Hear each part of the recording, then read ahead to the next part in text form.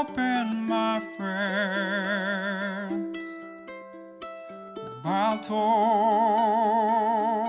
have yet to begin. Laughter we had in gales and floods, but if not, at least there will be blood. The sorrow and loss may abound. We'll do our best to hold this hallowed ground. Okie dokie. Right. Let's start by leveling up. That's how we started last time. Let's take the first hour, let's level our characters up, talk about what they've been doing, come up with a wild story to what they've been doing in their downtime. You can all hit that long rest button too. Let's go forward. Let's see. What should I roll? A D6, a D8, or a D10? 8. 8? Okay, rolling a D8. It's been 3 weeks since Cannibalville. Oh, okay. That's not that long. We could go 3 months. Should we go 3 months? I'm good. No, with we either. go crazy. You'd go, yeah. That is fair, yeah. 3 weeks. It's been 3 weeks. +1 for travel. Let's go with that. Okay.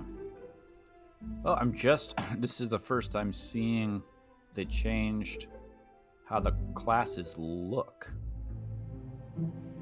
in on the website. Did they? How do you mean?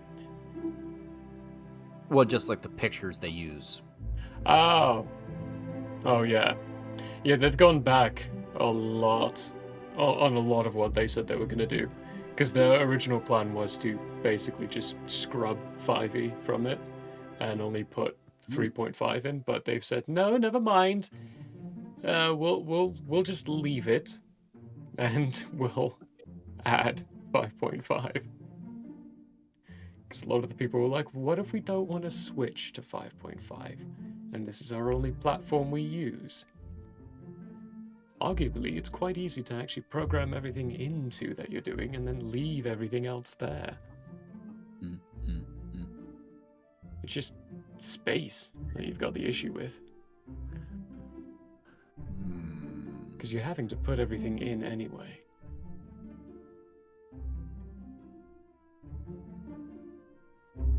There.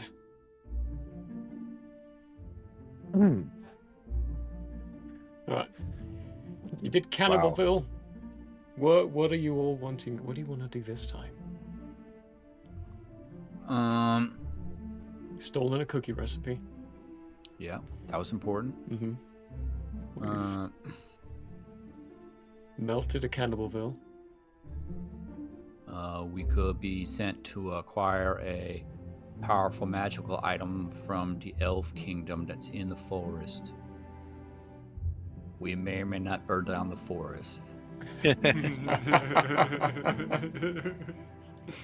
Emphasis on the may. Emphasis on the may.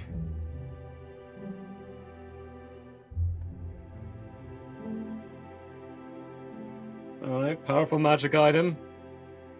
Forest, maybe? We could take up bounty hunting. Go hunting for a person. Well, okay, let me rephrase this. Let's take up helping those who are unfortunate or having tough luck in their lives by giving them low interest loans, and then we can go collect.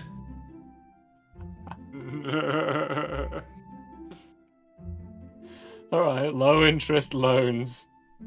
Collection. Maybe this item is part of the payment. Now that your pseudo boss, the person who owns the cookie bakery, has debts that he can pull in on, he's sending you to go get something for a low interest loan.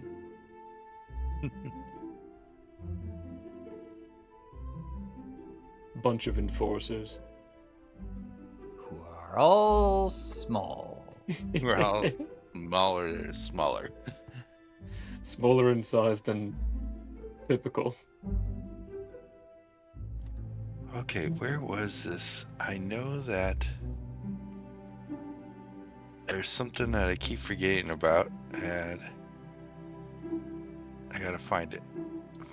Feats. I think it was a feat. Yeah, piercer and dual welder. Okay, let's see. Whew. Ooh, that's the thing. How many regrets? Okay, on the crit. Okay, that was the crit that I had forgotten last time. I roll an extra die damage on the crit, so that's because of piercer. Dual welder just gives me my 2 attacks. Oh, With bonus action. If I upgrade as rogue, I get ability. What's he heavy? Ability score improvement. Ooh. And if Or I a feat. do that, right? Well, I would get a feat. Yeah. And I could get this. The one. It's that one feat I always want to get with this character. Elemental Adept. And just make it so they're not resistance to fire.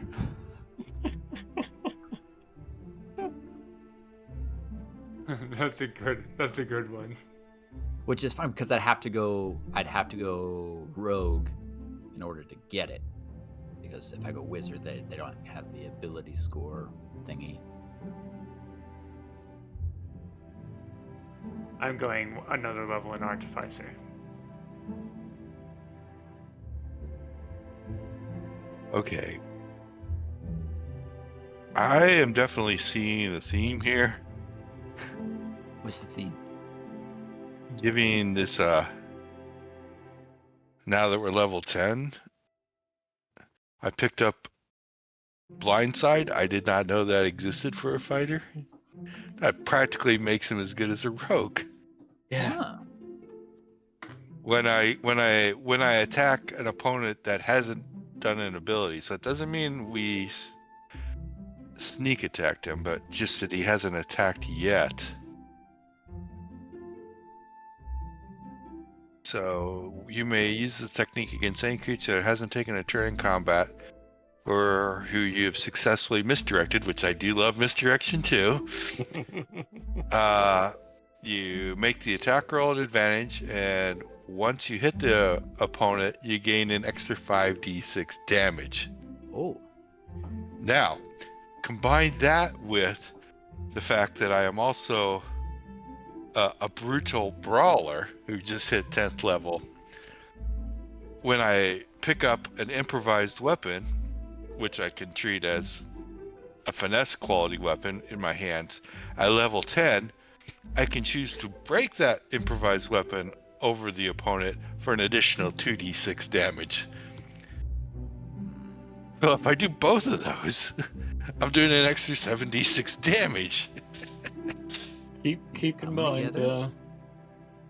normal weapons don't count as improvised weapons. Yes, normal weapons don't. I have to pick up the torch or the end of vase. the vase or something, but still. That is insane. Misdirect, look over there. Hey, this vase, is it expensive? Crash! You're dead. So are you straight fighter? Yes, I'm straight fighter. I think I am gonna go wizard. I think I'm gonna go that wizard because it gives me that level 4 slot. And then next time, if I level up wizard, then I'll get my ability score. Because he's really more about being a wizard than he is about being a rogue.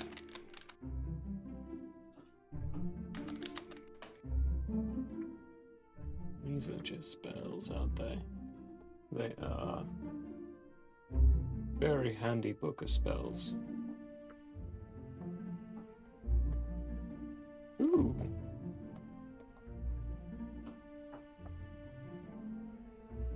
Nope.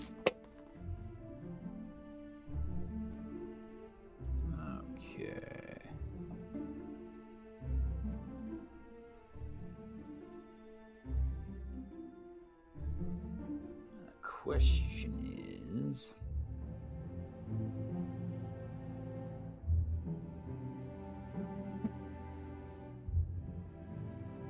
which spell to get? That is always the difficult question, isn't it?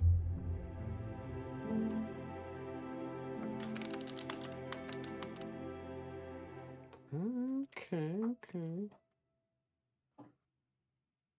Ooh. Black tentacles.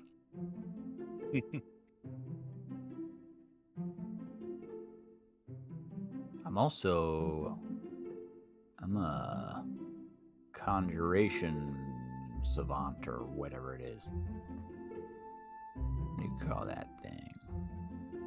Yeah, I am a conjuration savant. That is what it is. Oh, but all that means is it's easier for me to copy stuff into my book, which I've never seen happen. Have you guys ever read in a campaign where you've written stuff down in your book?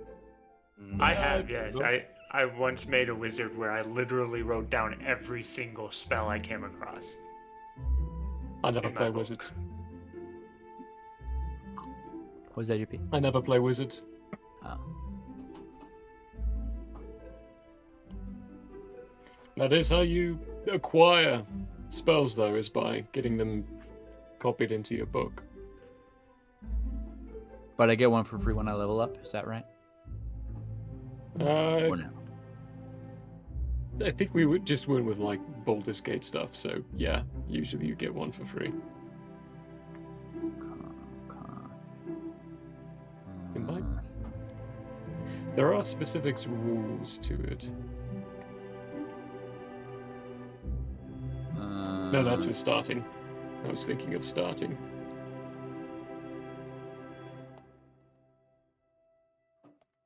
How do you denote with a artificer? How do you denote if a thing is your arcane firearm?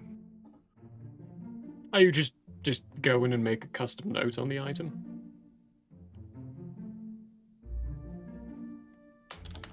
So click in and hit that custom note.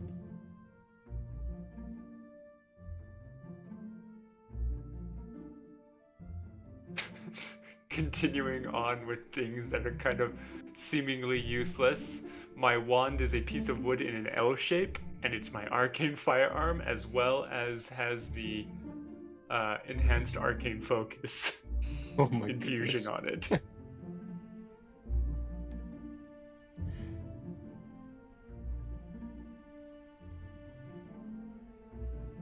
And he sticks it in his belt, kind of like a pirate would their pistol. Who gave the raccoon a gun? Duplicates of spells. One has legacy next to them, and one does not. Do we know what that might mean? That means the one that does not have legacy by it is the new 5.5 spell. Whereas the one that says legacy is 5e. Gotcha.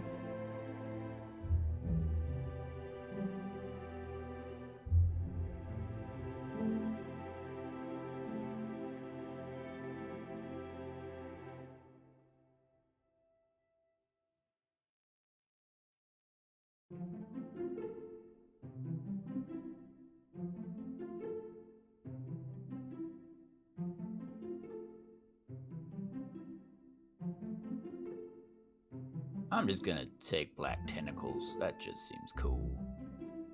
That is a fantastic spell. It really is.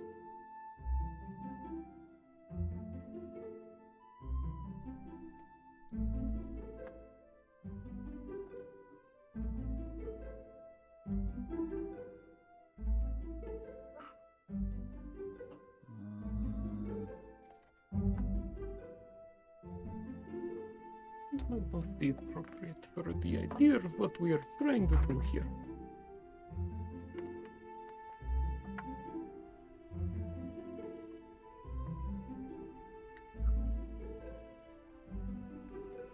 So we all thinking of being debt collectors today?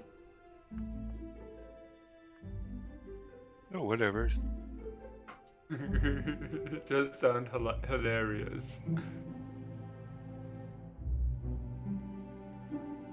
But not in our town. No, of course not.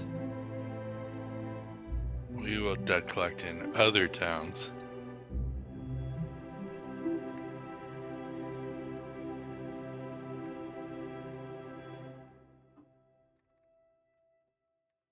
So can we still use our legacy spells? Does anything change there? Yeah, you could still use them. Why wouldn't you be able Okay. to? I was just wondering, because when selecting spells, there's a lot of spells that have legacy. Yep. Like 95% of the spells on my list for Artificer say legacy next to them. Yep. I don't know if Artificer is actually starting up as a class for the handbook. I don't even know when the new handbook's coming out. I think it's in October.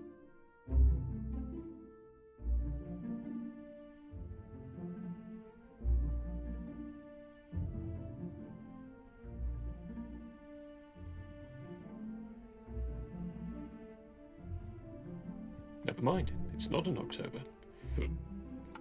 It is next week, Tuesday. So that's why we're seeing a lot of this stuff come out now.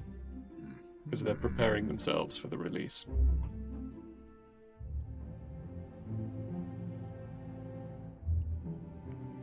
Okay. I think Tom is ready to go. All I had to do is pick a spell. Tom is ready to go, okay. Well, keep talking about what you've all been up to in the past few weeks. It's been 3 weeks. Who is it? Who do you think it is that they're that you're going to go collect the debt for? Well, it could be something having to do with Al's absence. As Al, the half-orc, is not present. Let me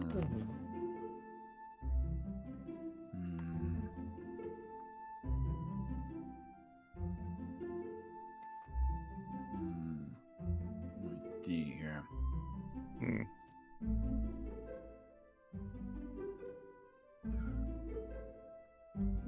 Maybe Al's keeping watch of their house and they went on the run and we're chasing after them. And maybe it's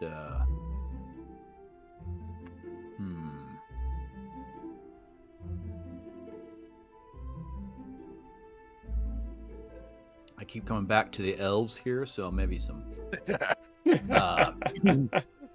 elven nobility down on their luck because they sort of got banished from the elven kingdoms.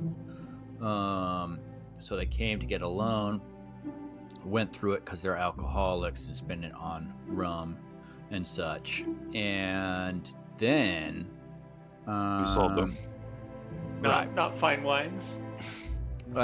We don't give out those kinds of loans. And then maybe. Ooh, I just thought of the complete cycle. We're Nice. doing good. We give out loans to people down on their luck, and then we go steal the money back, and then we go collect the debt.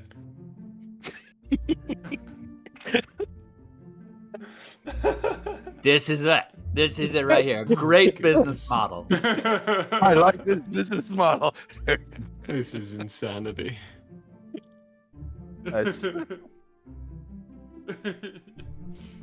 I mean, I do have really good stealth and great sleight of hand. Mm-hmm. Yeah. Same. Yep. And we're tiny. Right. We're small. And I can go invisible. There you have it. So, we did it to these elves, but they're swift on their feet. So they ran off, trying to make it to safety. And we're trying to catch them to to make them pay before they get beyond our grasp, which is nowhere, by the way. Yeah. They cannot escape us. I don't know. I think I came across something in here that. Yeah, we can do this. What was our group name? The The whatever. whatevers. Yeah, no one can escape whatever.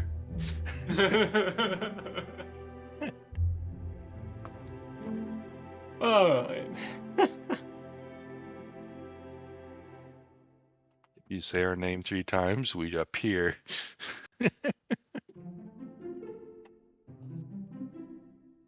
Well, yeah, but Tom Bilius, they leveled up into wizard, which all you do at level 7. Am I level 7 or level 8? Level 7. Level 7 wizard is to gain a 4th level spell. So, well, 4th level spell slot and another spell. So, I got black tentacles. Or is it one tentacle? Is it singular?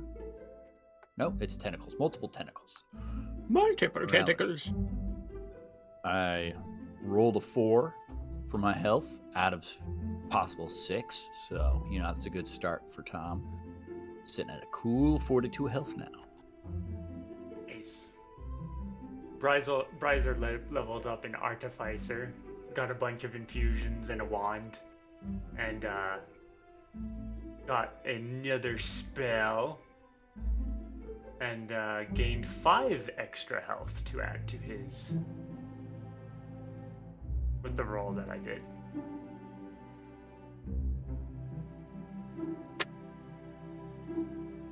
I got the blind side,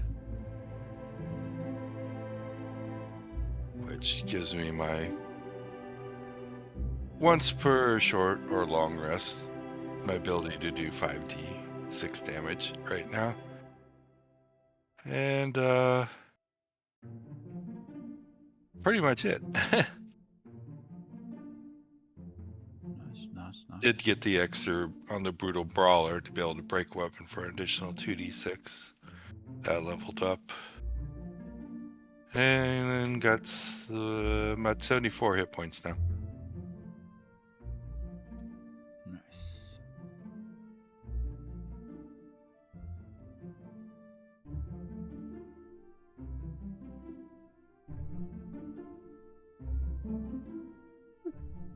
And just been practicing. Practicing my stabbies. We probably recently started this business plan in this last 3 weeks. Perhaps taking some notes from the cannibal town about how one can own all parts of the business cycle. Right. Yep. And we thought we could do that for good. Well, for our good, anyways. And so that's probably what we've been doing. So this is maybe one of our first bounty situations, I would imagine. They had a Excellent. very short-term loan. Yeah, very short term.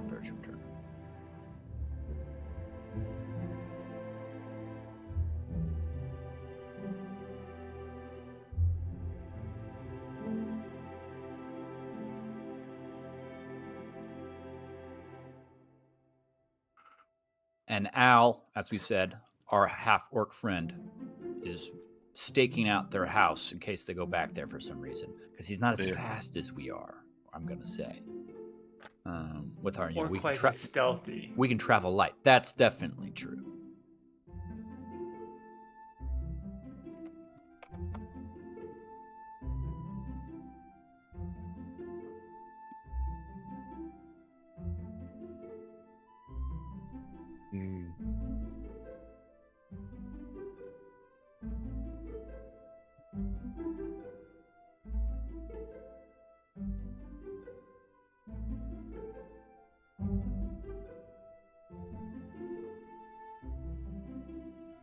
Any other successful expansions? I mean, this is a pretty intense one, so we've probably been focusing on this pretty hard, I imagine. Yep.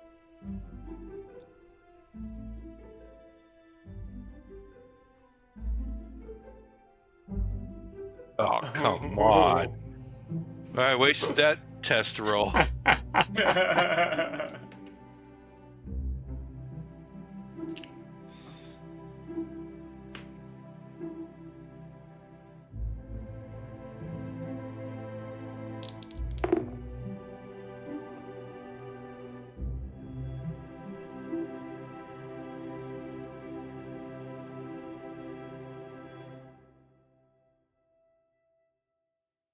Also, on an unrelated note, fantasy baseball season is coming to an end here.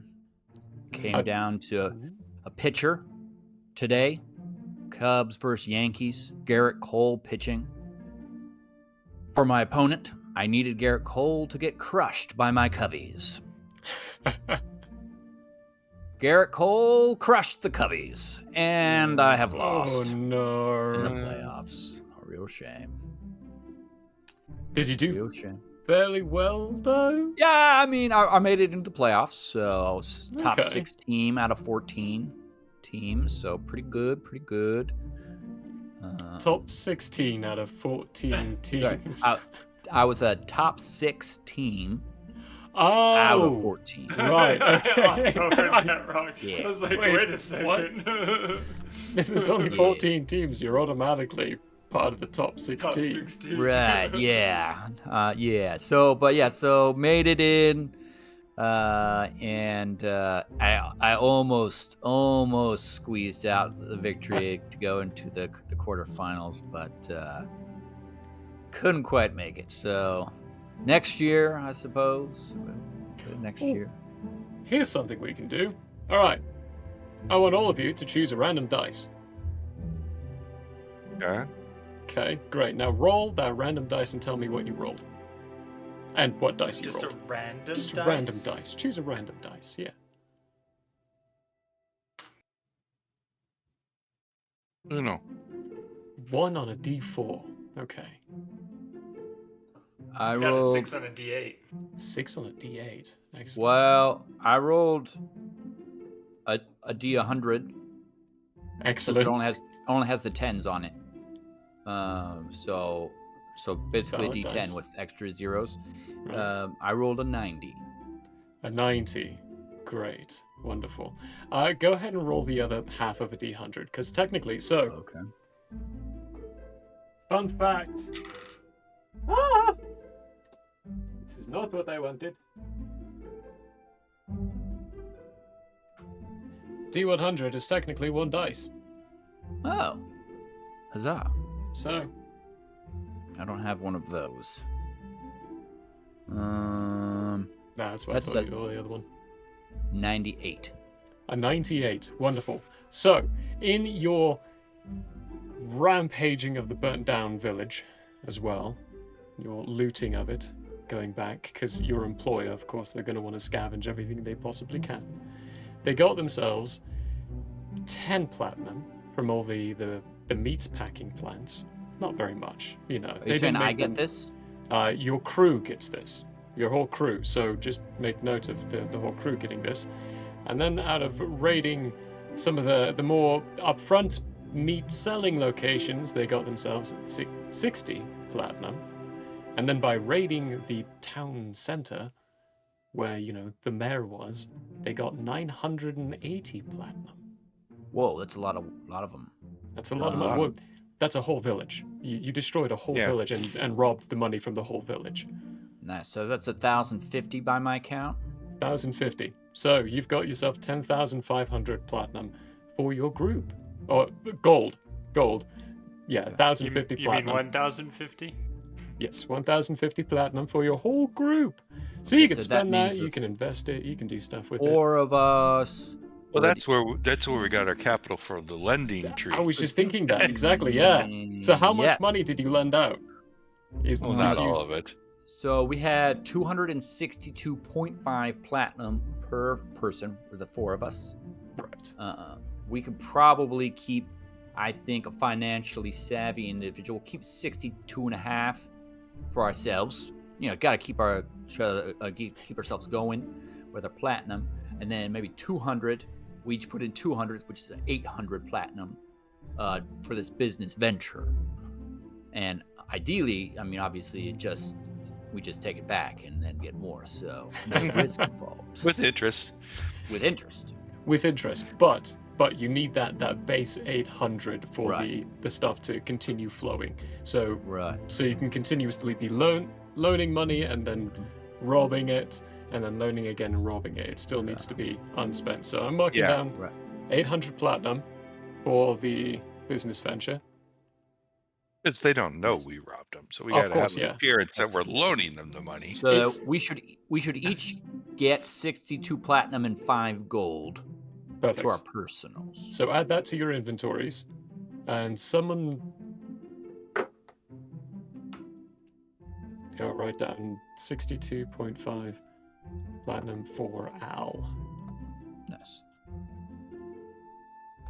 There we go.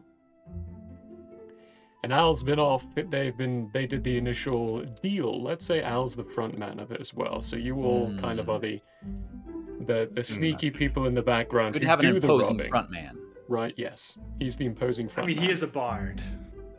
And half Is he? orc. And half orc. That's right. I forgot about that. What was that? I don't know. There we go. Okay, we got that. Cool. Are you all doing anything with your 62.5 platinum? Interesting. Oh, that's Good just from idea. the... No. Well, hang on. That's just from the village. Let's do another D100 for the 3 weeks for how much your other business venture, which is already established. Right, Let's go. percentages. Right. Just somebody. I got it. Or all three of us. Okay. I did it. That's a 93. Huh. It did fairly well.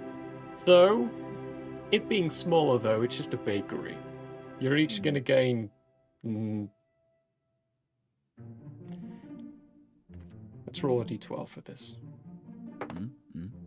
100 gold.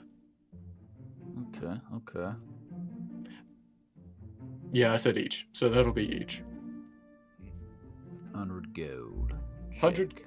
100 gold for successfully expanding the actual bakery side of things into another established town. Not a place that you want to do, your crime enterprising in just yet. You want to get a legal platform put forth before intruding into, getting your fingers into the underground, learning how it works, figuring out how this town ticks. Because the one you're in now, like you've said, you've kind of started it taking all the places because you learned from the Cannibalville, which now is just a smudge on the maps, and you're now owning basically this entire village. Nice. Mhm. Or more importantly, actually, you're not. You're just the mercenary people who get hired to do all the work and are getting paid lucratively for it. The boss, the man who owns the cookie shop place, he's the front man.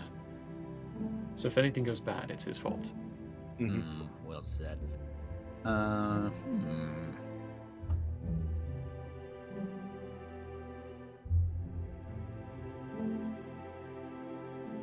Need some more rings, I think. That's what I was looking at, the rings. Oh, Rings. I was about to say, I think maybe I need to get a ring or two. Let's see. Well, one. I have a book here. Let me go to the ring section. Because these ones won't be in D&D Beyond. What do we know about the ring of spell turning? How much it would cost? Very expensive. What kind of... Look at the legendary... the state of it. Is it very rare? It's legendary. Legendary? Which means it would roughly be about 500,000 gold.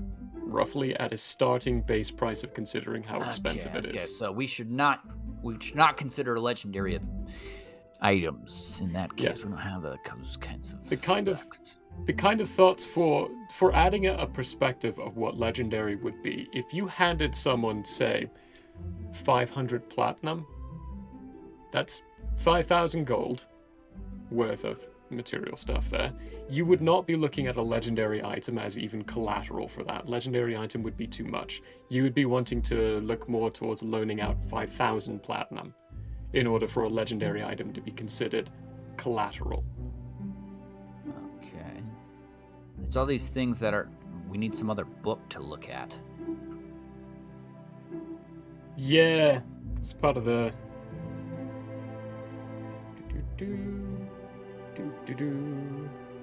Like 500 platinum might get you a rare or a common or something like that. We don't have 500 platinum each. No, not each. we have 60.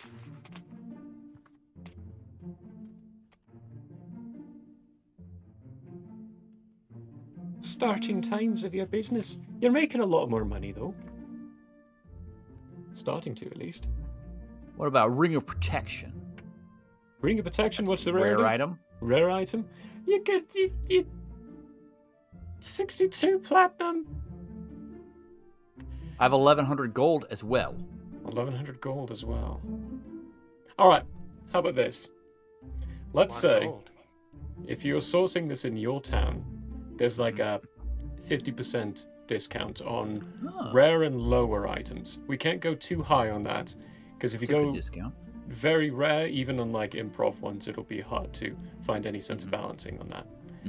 But with that being a rare, so the categorizing of it is like common items 500 base pricing for things that kind of like that. You get up to uncommon, you're looking more at around that 2,500. Rare 5,000 at least, very rare 50,000, legendary 500,000. Kind of in that general idea. Okay. So a rare item in that kind, in that make, would be, you could go down to 2,500. Okay, I can't afford that. Okay, so we need to look in the You common. 2,500 gold or 2,500 Gold. platinum. Gold. You can't afford that because you have 62 gold platinum. That's 25 platinum. 2,500. That's 250 platinum. Oh, 2,500 gold. Yeah. It's only adding Yeah. 10. I Yeah, usually I've also do that. I got like 1,700, so we don't have what we need for that. So in that case, we need to just source common or uncommon. Those are the things that we can afford. You could ask for a loan from your employer. Nope. That's a great idea. What are you talking about? Ooh. Okay.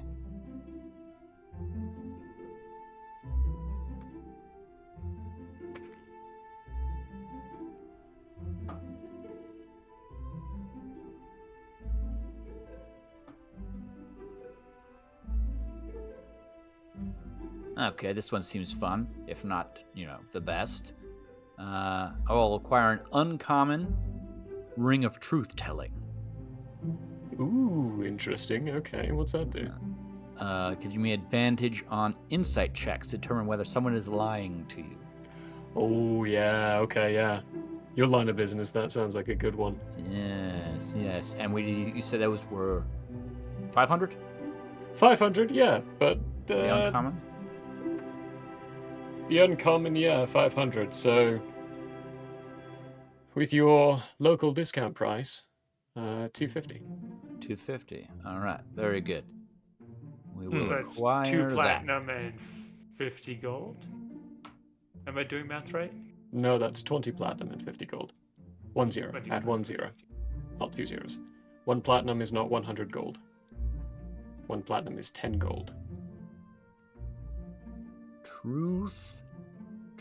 Apparently, my ability to do math today is just non-existent, so bear with me. Well, What about an immovable rod? what's the Or rarity? 2? They're uncommon. They're uncommon. So with the local discount, you could get 2 for 500, so 50 platinum. Alright, yeah, I'm definitely doing that. Somehow, So- I feel like I'm gonna regret that in the future. Where is it? It's not here. This is quite interesting. unfortunately, this ring is classified as homebrew. Sounds very balanced. But Incredibly. it's uncommon. It is balanced. It is balanced. So it's the Naha ring. Tell me more. I'm intrigued. Whenever a creature has this ring on its finger, it cannot respond to an opposing argument with anything but Naha. As a reaction, the wearer can expend 1 charge to cast Counterspell at level 3. I get 3, and there's 3 charges, resets at dawn. So I get Counterspell, but while I'm wearing it, I can't do anything but Naha. Nuh-uh. Naha. Never tell Tangerine about this ring. Okay. Seems right. They, Seems right. they cannot know about this ring. Oh no. That is a cool ring. Yeah, And yeah, right? balanced. I mean, it's counterspell, so a base level counterspell, which is level 2, so... And you can't upcast, so yeah, that's a balanced ring. And you said it was uncommon? Common. Especially with Why its is it side that? effect. Yeah. Just note, you cannot argue with anyone. You can only go, nah. Yeah. That's gonna get annoying really fast. Let me keep looking, but that was funny. I like that one. That's a So- fun one. I think I'm gonna get a bandolier as well, just to stick my piece of wood in an L shape and 2 immovable rods in. I love your character. I love these characters. They're so good. I can't find the ring. It won't. I can't seem to add it to my inventory for some reason. Ring of what? Truth telling. Ring of truth telling. Ring of truth telling. Let me see. Uncommon. Waterdeep dragon heist. Oh, that might be why I don't have Waterdeep Dragon Heist. Oh. And because of we only let you use things that you bought. You could create the item essentially. Yeah, so go into your inventory. Manage inventory. There should be a way to Add custom item. Add custom item, yeah. Then if it requires attunement, there might be a way to add custom attunement requirements to it. Hopefully there are ways. So 12 platinum is 120 gold. Yes. Correct. Okay. Mm-hmm. I can do math.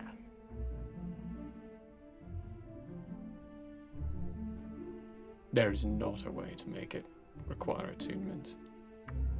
That's okay. We could just make a note inside the item saying requiring attunement. And then you have 1 less attunement slot. Yeah, and if you get any attunement items, you can attune to them. It's been 3 weeks. Okay. Cool. As a note, Murray. Yeah. The Far Realm shard that I have, I can't even use, so he just has it because it looks cool. So it's not attuned to him. Yeah, I figured.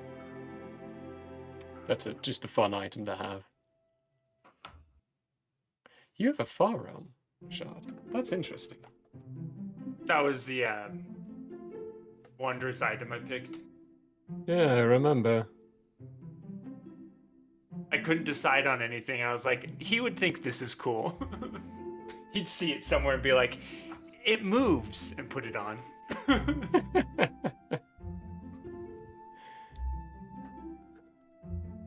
I think I'm gonna instead choose a ring of mind shielding. Oh, it's always a good item. We all know what Ring of Mind Shielding does. Mm-hmm. Thanks, Prologue. Mm-hmm. Pretty annoying in that context for anyone trying to talk to him. But then again, trying to talk to Brolog was pretty annoying.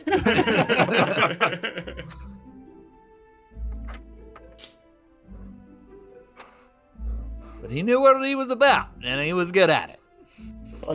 I love what we've done with the Loxodon culture in general in Quayla. Because we had your creed get starting on the start of it, and then we did the one shot with the improv or the homebrew classes. And then I had the class of silence. It was like, okay, so they're all just about specific aspects.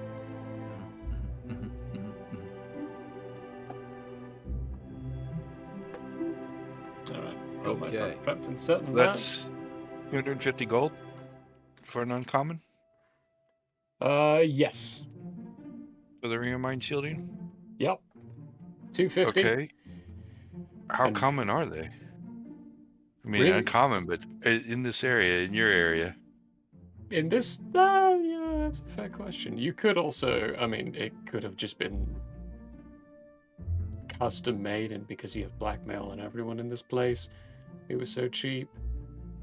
If that's the case, then no one's in it. Yeah, I'd rather have no one in it. No one in it? Okay. Then Okay.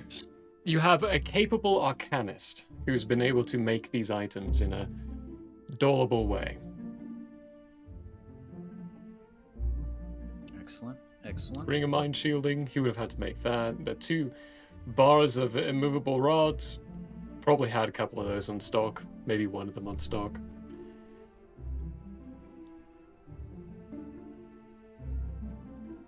Tell us about this scum who's trying to steal from us. Oh, you mean Steal from them? the slimy little elf man who's down on his luck? Well, let's say it's the treasurer.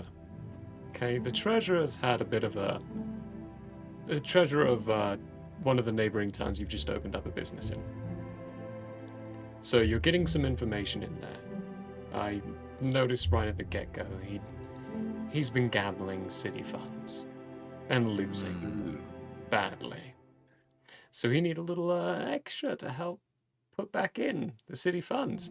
Well, you know when the audit time was coming by, and you're in town you were in town for a general reason of checking up and making sure he's, put it in there. So you could steal it. And you stole it. Camping out, making sure the business has been doing well and everything's going functional and, and playing your other part of being business owners. For you all involves a lot of sitting around and eating the baked goods. The best kinds of business. Best kind, yep. General manager of the new business, who has no idea of all the illegal side of things. Very frustrated when you're here to help and only eat the goods. It's maddening for them, maddening. But who cares? Good old Al has been off to check to see how the audit went. It went very poorly for the man, of course, because when he went in to check to see if the funds were there, they're gone. And now he has to try to explain to the mayor what's happened. And instead, he's running. He's grabbed his piece of collateral and he's fleeing. Do we know what the piece of collateral is? No. He wouldn't have told you. Your boss wouldn't have told you. He just would have said it's inside a chest that is only openable by specific means.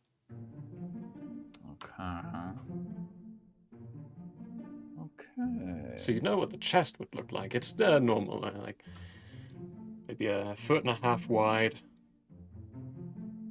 1/2 foot in depth, 1/2 foot tall. Fairly elegant. Small chest. But it's an important piece of collateral, and your boss needs it. Very good. It's pivotal to the future of the bakery. Okay. Well, as Al is preoccupied watching this scum's house,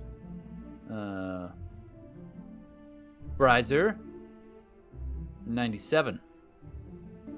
it's up to us, I think, to track down this scum. You ready for it? Let's do it. Very good. First thing, which way to go? Riser immediately turns to the west and starts heading that direction as if he knows. Following Bryzer.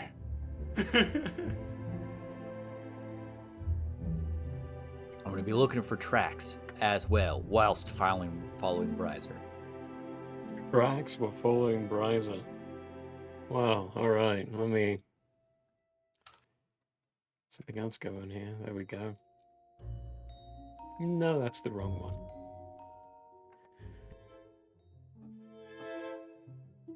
Well, then, to start us all off then, I guess, with this, because we've basically hit that hour of prep time. Finished. The three of you are just chilling inside the staff break room, eating the plate of baked goods. Oh, put there in the morning. It's supposed to be for the staff, and you were asked to leave them, but you're hungry. So, good thing is you're all very small, so you're not eating too much of it. It's basically one large donut split between the three of you, and it'll be enough for all of your stomachs, because you're all very tiny people. When very suddenly the door bursts open, and someone comes running in with a piece of note. It looks to be one of the street urchins that Al's been using as an information network. Immediately proffers the note to, let's go with the biggest one, so Bryzer, to you. Holds it upside down and reads it.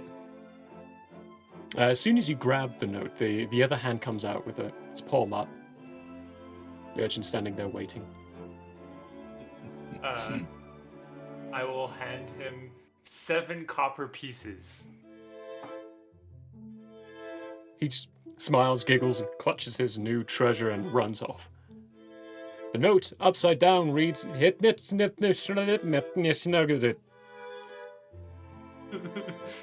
Oh. Turn it around. The right way is, he's on the run. He's heading west. I'm gonna go and check the house. It's Al's handwriting. I kind of show it to the other two upside down again because I just flipped it around the wrong way. I'm like, he's going west. To west! We better go quick. I stuff the paper in my backpack and start heading west. Go. Like a plan. Paper stuffed. The small group of individuals goes charging out the doors, the general manager going, "Hi, well, I have a few more." Blast these owners, they're so useful. He goes back to his business while you go running out into the busy streets of this relatively small town, but it's building and it's growing, especially now that it has a new bakery in town. Very helpful. People are loving the smell of the baked goods in the morning. Oh, just great. And you start heading west. Now, to the west of this particular place is... Now, you've all seen the film Princess Bride, of course, and there's that wonderful forest with the ROUSs, the rodents of unusual size. There's a similar forest, kind of like that, near this village. This village, let's see, the other one we called Grimeville. This one let's call Sackton. Let's call it Sackton. And its primary export is wheat goods. So large fields of wheat and other substances you can use to grind up as flours. There's windmills all around. In fact, that's a tourist attraction of this place, is the windmills that are here. Every single one of them geared up to be able to grind down those seeds into flour substances. I'm spelling that S-A-C-T-O-N. Does that seem right? Perfect. It's officially the spelling of the name. Perfect. But this forest over to the west of it, they don't touch that region because it's considered cursed. Like there's a thing that roams around, the great monstrous beast, that no one ever goes in, comes out talking about what it is because no one ever actually comes out. Which means they don't exist. Which means they don't exist, yeah. It's all fairy tale, all fairy tale. Now this guy's running into it. As soon as you get out of the village little area, you poke your head out of the gates and... Well, actually, give me some perception checks. May I use investigation instead? Sure, you can use your investigation instead. Nice. Dirty 20. Ooh, dirty 20. Likewise. I'm looking at the ground. Yeah, they don't cut the grass outside of the gates, so you're just looking at a veritable field of waving grass. Whereas the others, Fairy, who can fly up a little bit, and the one whose head is just poking over the grass, can see off in the distance, way out there, a brightly colored fabrics walking into the forest. Now you all know the There he person is! who's- Get him! person who's taken the loan out is one for extravagance. And is definitely not dressed himself down. That looked like him. Now he's going straight into the forest. Oh, double timing it after this guy. While you're running Jumps off. over a clump of grass. While you're running off, one of the guards goes, "Careful of the long grass!" Fortunately, Tom is flying. Not care about Flying long around. grass. Seeing the weaving of your raccoon friend and the grass splaying of the mouse going around through it as well. A bunch of woodland creatures. And a fairy. Wait, if 97 is tiny, can I carry him easily? As a small creature myself? It would be like you picking up a slightly smaller version of Gaius. That'd be a hassle. I will not do It'd be a bit of a hassle. What's your strength score? That would be the Not deciding good. factor. -1. Oh yeah, My no. modifier. Could I carry 97? Feasibly, yeah. It'd be like putting a halfling on a human's shoulder. With you.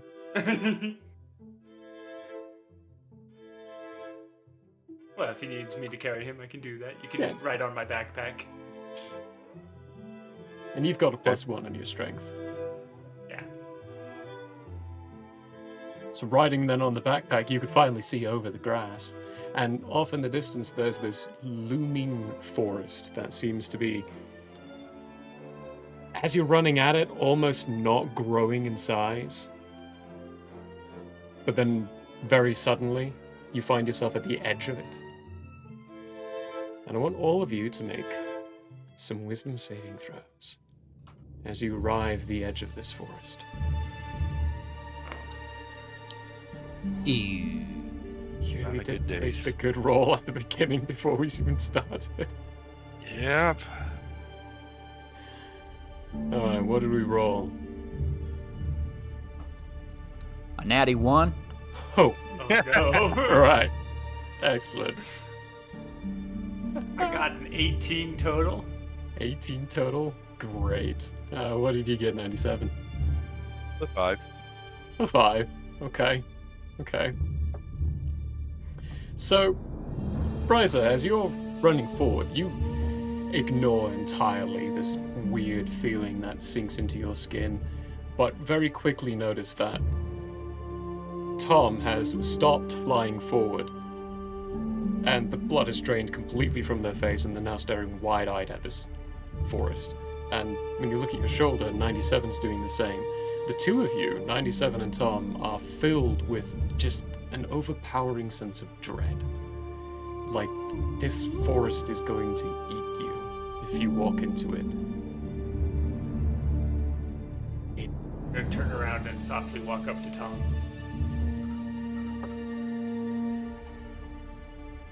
I don't know if this is a good idea, guys.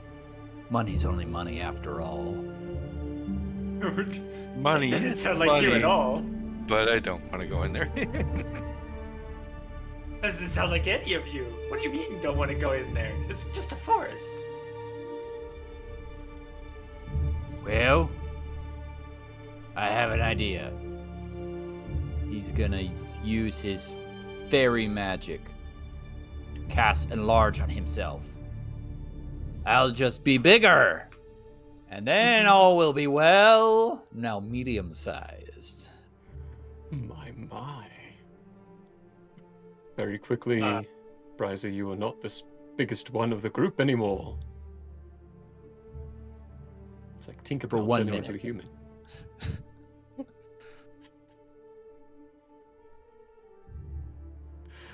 I'm gonna look at 97 and be like, do you want to ride in my backpack instead of on it? You could also ride inside of mine, 97. I am a large being at this point. I'm already in the backpack. Whose backpack? Mine? I'm Okay, not gonna go. there's- Good choice. There's a lot of junk in there, just so you know. Just a lot of absolutely useless items. Well, now that we've taken care of our fear, which is the mind killer, as we know, where'd this scum go? Find his True. tracks. Filled with a Goes to the ground. sense of self-confidence because of your use of your spells and growing in size and hiding away personally from the forest because it's scary, and then digging the nose into the ground and acting more like a raccoon. I would like, you know what? Let's go with Bryza. Give me a survival, or what's the other one? Nature? Nature, that's it. Thank you. Survival or nature check with advantage because of the help from Tom, as you're all heading into this forest. I went with nature and I got a total of 19. 19. Excellent. It's less about finding the tracks of where it is and more about discerning the different smells and scents around here. Luckily, you're dealing with a person who likes extravagance, so following the pure amount of perfumes that they tend to wear is a little easier, even as the dankness and general moldy, old and ancient smell of this forest starts to creep around and infiltrate your noses. All of you can smell how ancient it smells in here. You can still scent those perfume senses and can go through and get into it. Now, as you're going through as well, you're noting, especially you, Tom, as your enlarged spell wears off and you instinctively get a little closer to the raccoon, there are these large webs that if you at your size got caught in, you just know you'd be a nice tasty little morsel for whatever large spider is making those web forms. They're much higher up as well. If you go any higher than 10 feet, you're at a risk of randomly running into one of these web formations. Not doing that. Not doing that. Mm-mm. There's also no general path here, so following this intrepid individual, who we have not named yet, into this forest is a lot easier because he's breaking branches and disturbing the trees around and the bushes, and he's just going straight in, but eventually cuts left to almost what would be a pure diagonal to the forest edge. I have an idea for a name. Oh yeah? What's his name? Binkley de Fleur. Binkley de Fleur. That's a good name. Binkley de Fleur. I'll go ahead and put my spelling in the secret chat. In case there's Nice. confusion. Excellent. Your spelling will be canon. Oh, we also need a name for this woods. Because every dark and deep and terrifying woods needs a good name.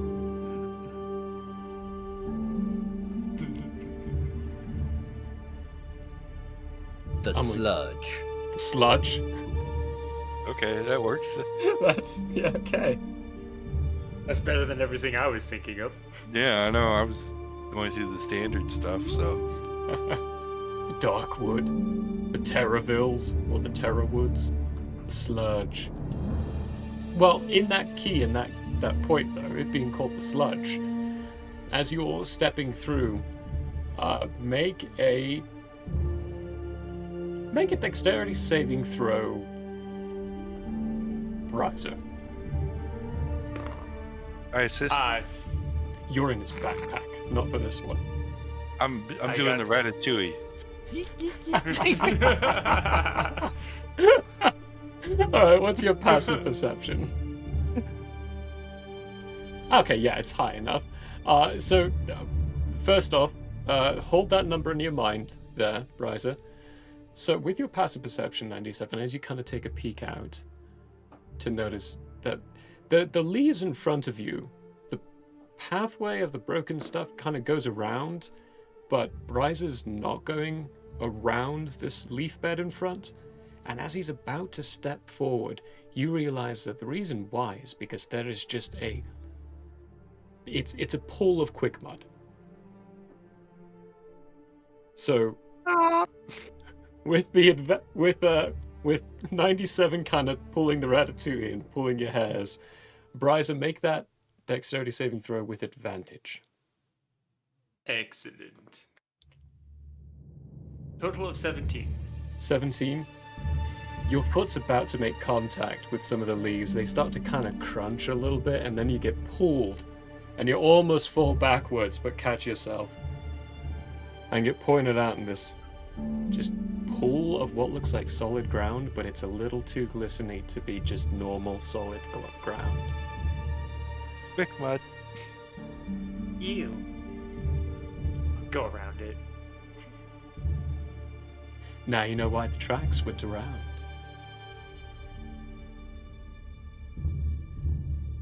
Carrying on. Perfect sense.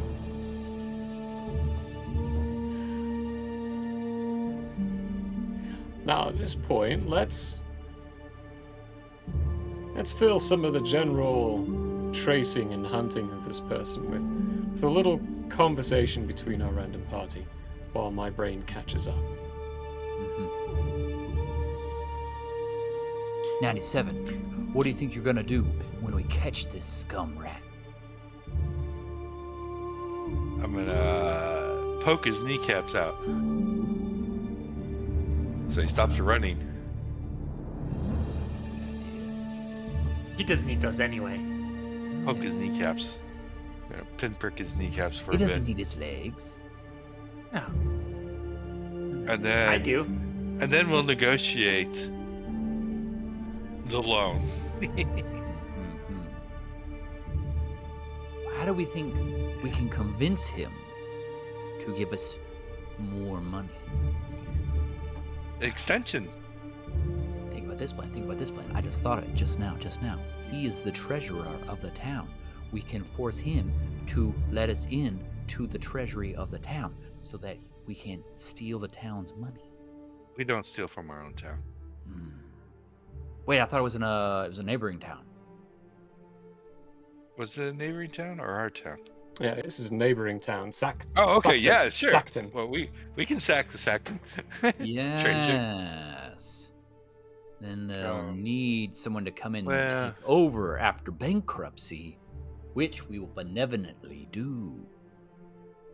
Loan the town money. How do we get back there? I don't know. That doesn't fit the model though. I mean, we can steal the money and then loan the town the money. I guess that kind of works because then we just live off the interest. Yes. Yes, and the favors. Kind of like a reverse mortgage. Okay, yeah, sure, we can do this. Nice. What if Bryzer,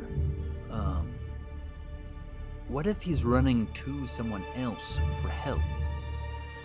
We gotta get there first. I have a flamethrower. Which, as we know, is effective in all situations. Every single one. Everyone give me perception checks.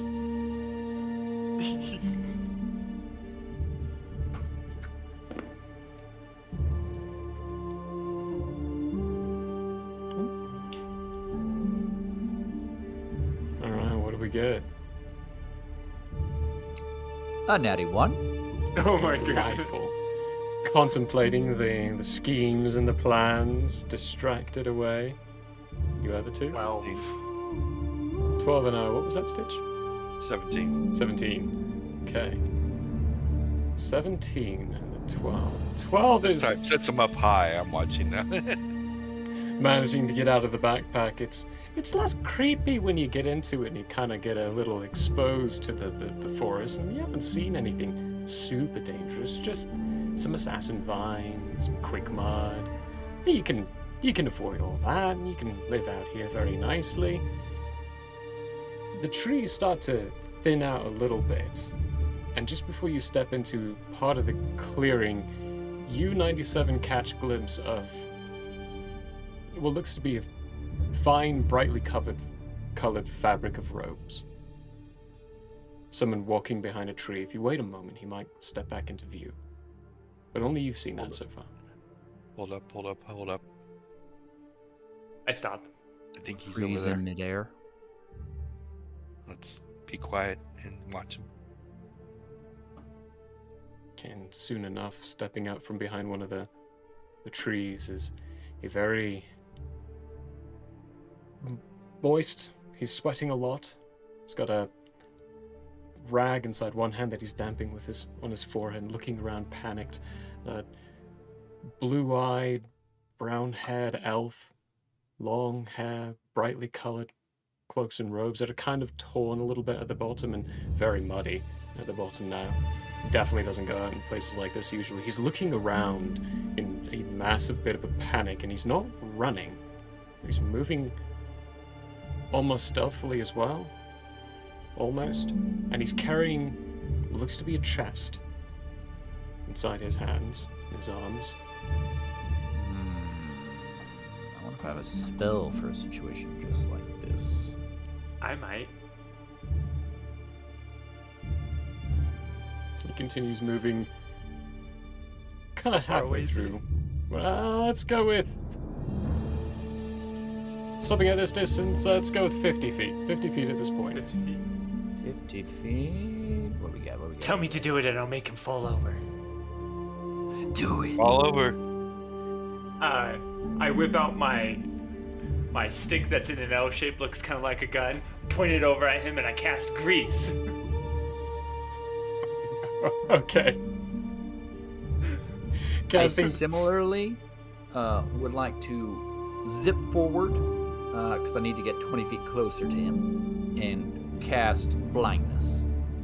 All right, perfect. So both of these kind of happening at the same time. We're going to go with Bryza first, and then we'll go with you, Tom, because zipping forward with 20 feet, that leaves like a split second in the difference between the two spells. So, Bryza, what do I need to do for the grease?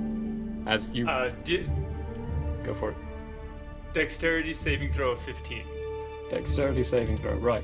So as you whip out this L-shaped stick and Tom starts zooming forward with his flight, you point that stick and a weird globule of grease just launches out and then lands right in front of him, covering a good distance of it, making his robes a little grosser. He got a 15.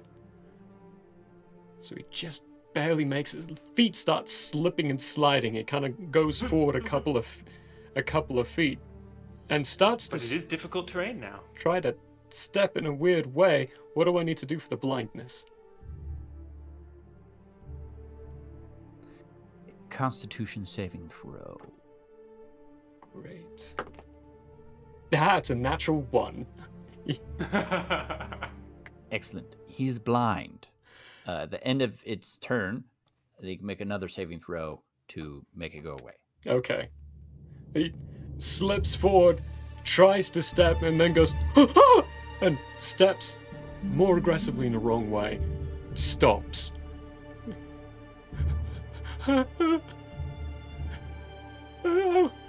What's I assume we're up to him at this point. You absolutely can be. You run up to him. 97. I stay outside of the grease. 97, you notice that his left foot has slipped into a pool of quick mud and is just slowly sinking down. His right foot's fine, but his left foot, that's been caught. I can hear So something. I have money. I can give you money. I can give you other stuff. I have ways. I have things. I have connections. DeFleur, I like the way you're responding to this, but you've responded so poorly in the past. How can we trust you? If he could get any paler, he just did. First things first, Mr. DeFleur. You're gonna need to hand over that chest You failed. real quick, like, to my friend here. I don't know where your friend is. I can't see anything. Just hold it out in front of you. We'll grab it. He holds out in I front of made him, my which saving is throw, by the way. for your grease. Yeah. Okay. And with 97's help, you can avoid just narrowly. He is holding out the case over the mud pit.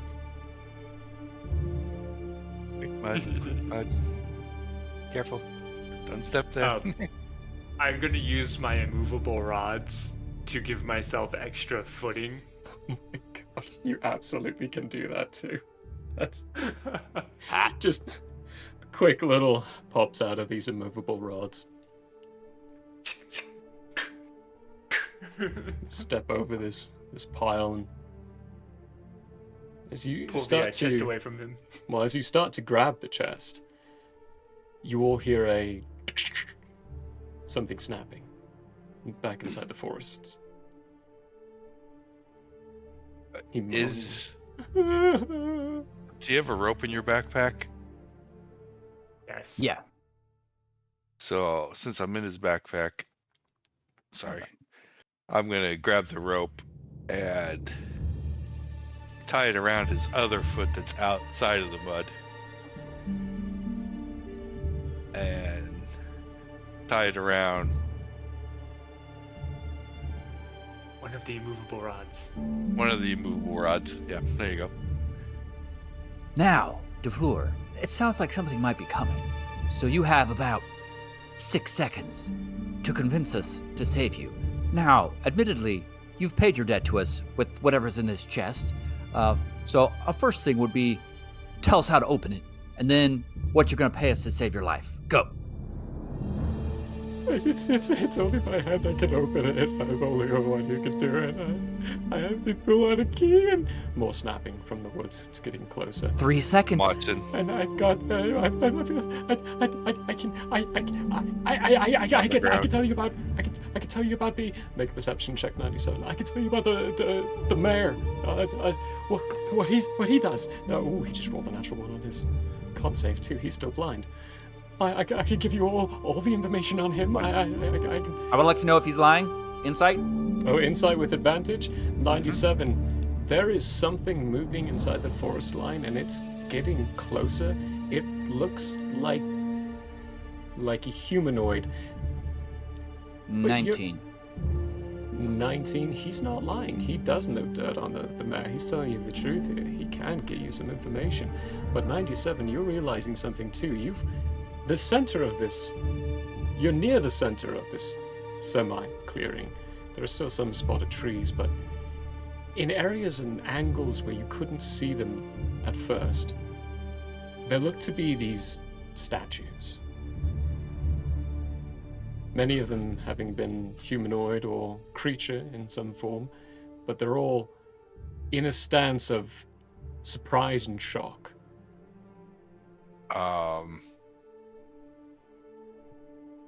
Okay. I know, but he doesn't know, so history check. History check, go for it. 16. 16. You know, there are certain creatures that can turn people into statues. And given the reaction on these statues and the remoteness of them and the reputation of this forest, you're not sure what it is that's coming at you, but you're pretty sure you're not going to want to look at it. Oregon. Or I don't know the name. Well, DeFleur, I'm convinced. He's gonna hand him a rope out of his bag. Follow me if you would. And hearing 97, he yelled that there's a baddie, and being able to probably hear that at this point. It'll be flying in the opposite direction, with the rope guiding DeFleur away. Around the mud pit. Yeah. Away and out, taking him. Are you doing anything, Bryza, to try to aid and assist in this? Yeah. I'll put away my movable rods, of course, but I'll also yank him so that he doesn't fall further into the mud and we get out of the grease quickly. Great, okay. So, I would like one of you then to roll a strength. I'm guarding. An athletics check to pull him out, as he's now mid-shin, stuck in his left leg inside this quick mud, and he's going to need some help getting him pulled out. I'm going to 97's say, watching. obviously, I would be the one doing this since I have the strength. I got a nat 20 for a total of 21. Total of 21, okay. As you start to pull and you start hearing this of his leg getting pulled out, you also all start hearing something go. Oh, more food for my garden. Something to eat later and to save for now. And a figure comes out into the clearing area. Their eyes are bandaged, but the moving, lithe, snake-like creatures attached to their head are looking around, searching the area, and they very quickly spot the rest of you as... What's his face? What's his name? Binkley. Binkley DeFleur. Binkley's, yes. As Range? Binkley's foot pops out. The range is going to be 40 feet, and we're going to roll initiative. Initiative. Here we go. Here we go. Oh, that's not a very good one. I need a roll for Binkley as well. Oh, he rolled actually fairly well.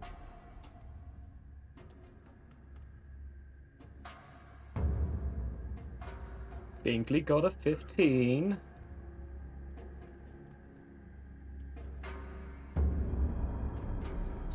Bryzer got a 19. Bryzer on a 19. What'd you get, 97? 97. 21. 21.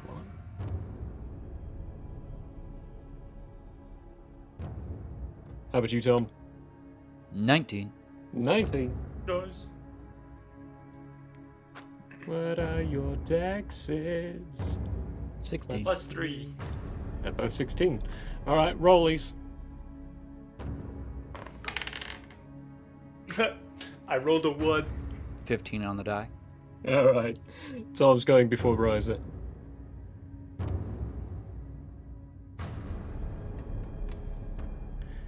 Hercly Dokley, as this creature is coming into the semi-clearing around you, you're noticing all of the stone statues now. All of you are 97. You are going to be up first. I Well, think. being tiny. Oh, am I first? You are first, yes. I just have to find the right page. There we go. There it is. I got the sounds going Okay. again. Being tiny, I can look at this creature without having to look up at this creature. I can focus on the body, and not the head. I think that's a gross abuse of some rules mechanics. and Eye kind level. of Eye breaks a level. little bit, I still think it breaks it. You have peripheral vision, don't you? Yeah, but I can focus on the body. I still think that breaks it a little bit too much. Well, we gotta Anyway. go stand with the way it works, even with size in consideration. Well, I have to. I am making a ranged attack, spell attack. I am expending 2 charges on my Ring of the Ram. Ooh. So let's see here. It's a +7 to the attack. Now, So if and this is the main reason why, because this is something you all are gonna have to do. If you're attacking this creature, you have to make a Constitution saving throw first, unless you're diverting your gaze. If you're diverting your gaze, it's going to be attack roll at disadvantage, but you will not have to make the con save against their petrification.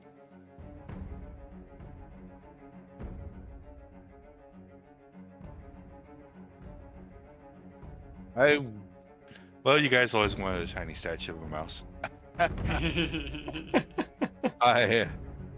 I have to look to make this work. Otherwise, we may not. It'd give us a running start if it works with the Ring of the Ram. So Okay. Give me a con save. that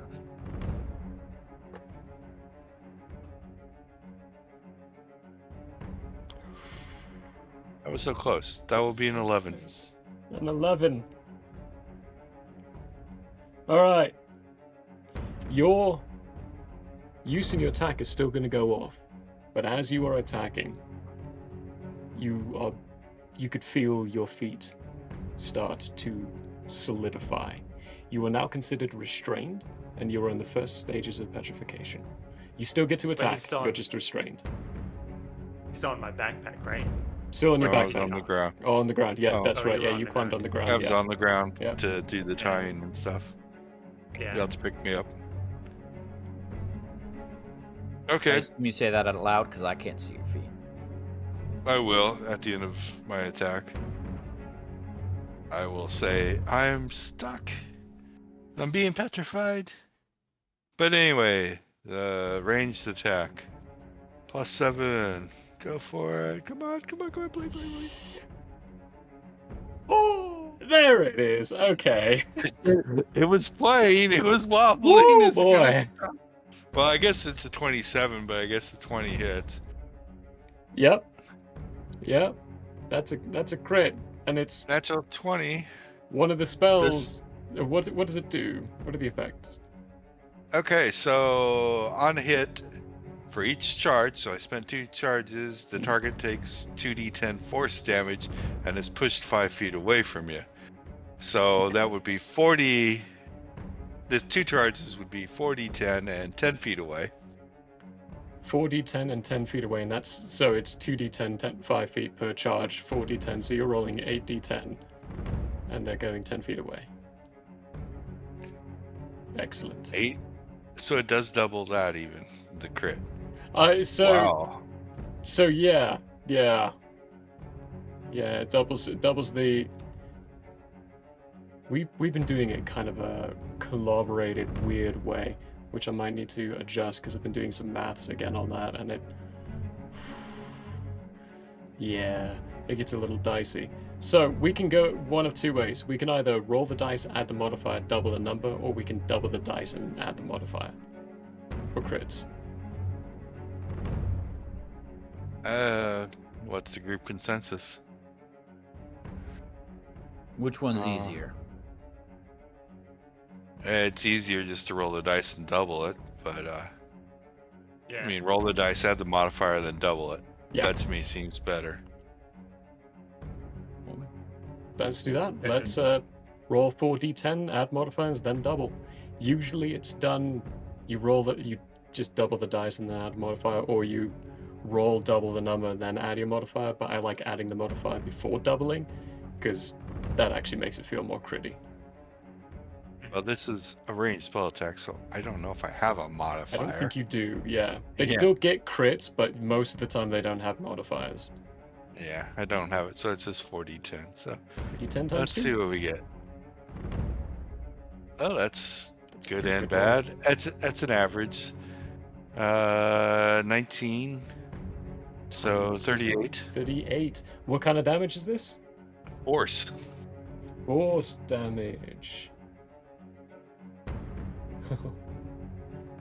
Okay, as this force comes out, you can see this small little glow on the belt of 97 as his force rams outward in kind of the shape of a ram's head, slams into this creature and pushes it back. They slide back 10 feet, so they're now 60 feet away from you all. I said 40, so they're now 50 feet away from you all.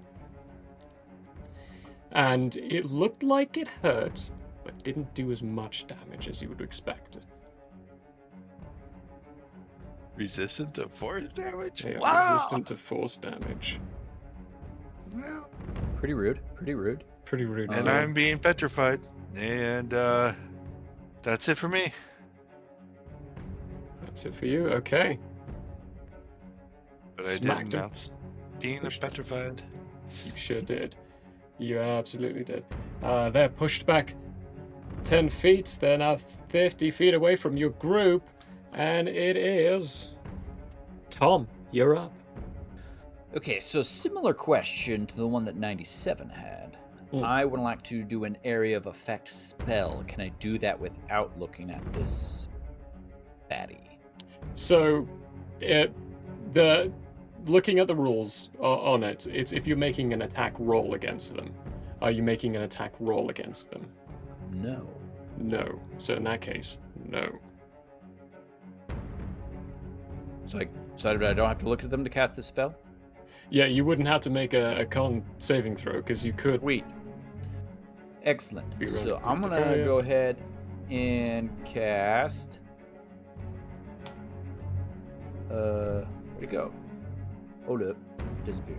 Hold up, Oh. wait. Black tentacles on this problems. Let me look up the spell quickly. There is a contention point to spells like that. Is if it states creatures that you can see. In that case, you will need to make the throw.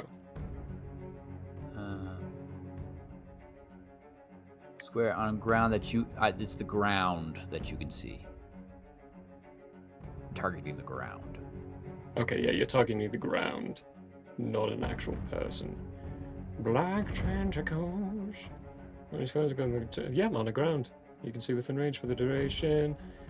When a creature enters it, yeah, you're focusing entirely on the ground for the spell, so yeah, you are good. Okay. No need. So I will cast that, which is a concentration. So the blindness Spell. on Blinkley goes away. He can now see and start Yeah. screaming. And actually blindness is not concentration. Oh, it's not concentration. You're right. Um Oh, that's good. and but I'm gonna cast that and then say this whatever this isn't part of the contract. Let's make a judicious retreat, I think. And then still holding on to Binkley, I'm going to use my bonus action, cunning action, to dash with Binkley. So whatever that With is, and then Binkley. I'm going to use my full movement to Full do the movement same. is gonna be halved. Fair So enough. because you're dragging someone along with you, you're guiding him, and that actually helps me decide what's happening during his turn. So cool, good. So what is your movement doubled but halved? So what is your movement? 30 feet. 30 feet. You can make it 30 feet away. Roll me a d8. No, a d4. We need to half the numbers. 4. 4. Great. You're actually heading in the direction that you came from. So Nice. very, very prompt and capable. Nice. That played out well That's for you. Tom Bilius, no doubt. If it was a 1, it would have been very bad. Different direction. Hey, at least I didn't include the 5 through 8, which would have been the mud pit. I appreciate that. Smart enough for that, I think. Yeah. Okay. That's Tom's turn. That being Tom, Bryzer, you're up.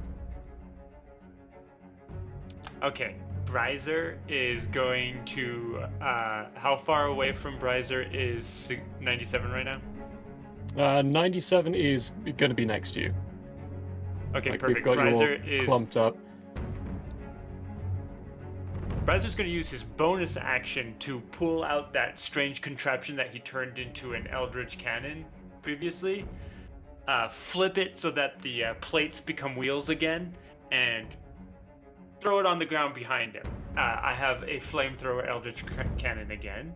Nice. And then my action I'm going to use to pick up 97. And then I'm going to also move 30 feet away. Okay. Throwing down an Eldritch Cannon pointing in the direction of this creature, picking up 97, who you can see their feet are starting to turn into stone. The top half of the body is still like perfectly fine and mobile, but the feet, not at all. They're definitely restrained at this point.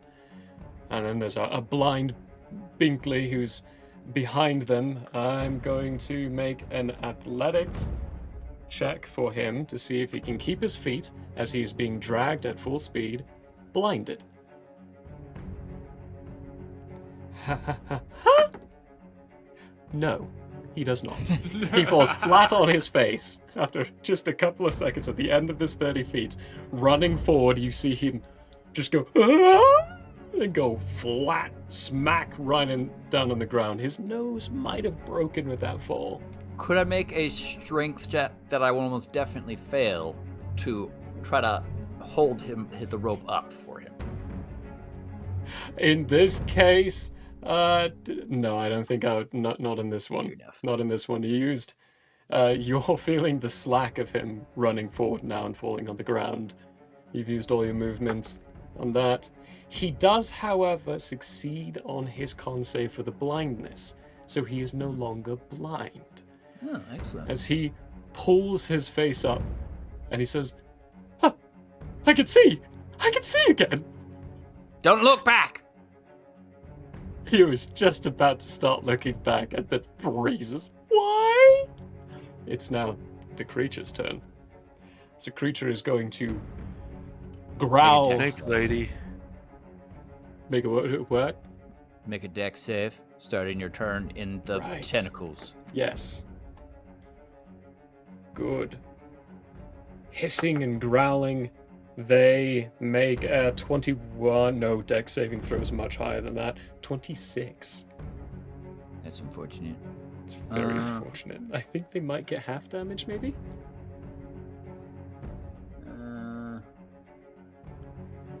Or take bludgeoning and become restrained. A creature that starts the area is already restrained. That starts I don't its think turn in the area and is already. Never mind. Yeah. No, No. I don't think. Yeah. I don't think anything happens. That's a shame. Nothing happens. Nothing happens. That is a shame. They have. Oh, gross. They have 50 feet of movement. That is gross. And we're 70 feet away. You're 70 feet away. You guys really needed that restraint to happen. That would have been much better. All right. They charge forward with 50 feet of movement.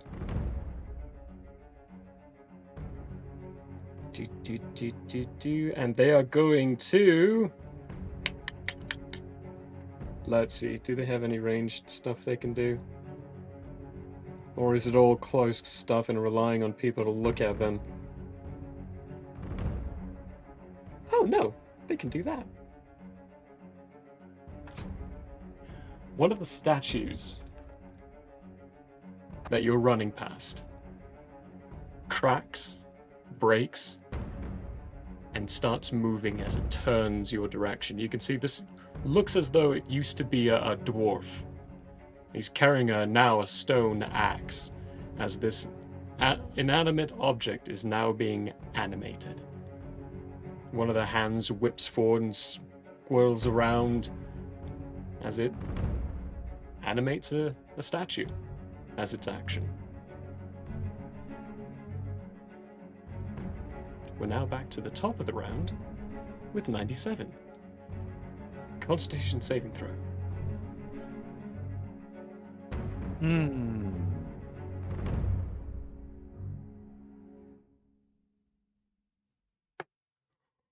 No, that's a natural one. Nope. That isn't. Oh, I think I'm a statue. You can feel in your grasp, Bryza, as the fleshy bits of 97 finish turning into stone. 97 is petrified.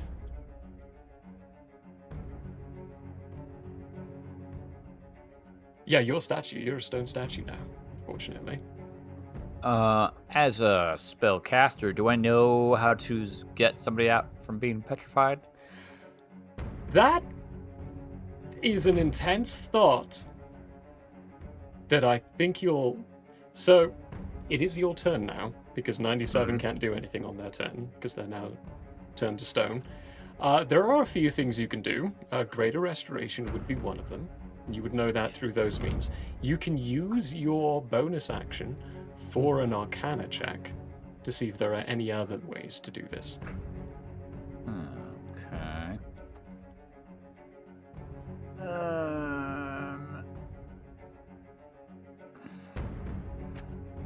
Based upon sound, I can assume that the monster is pretty close behind us.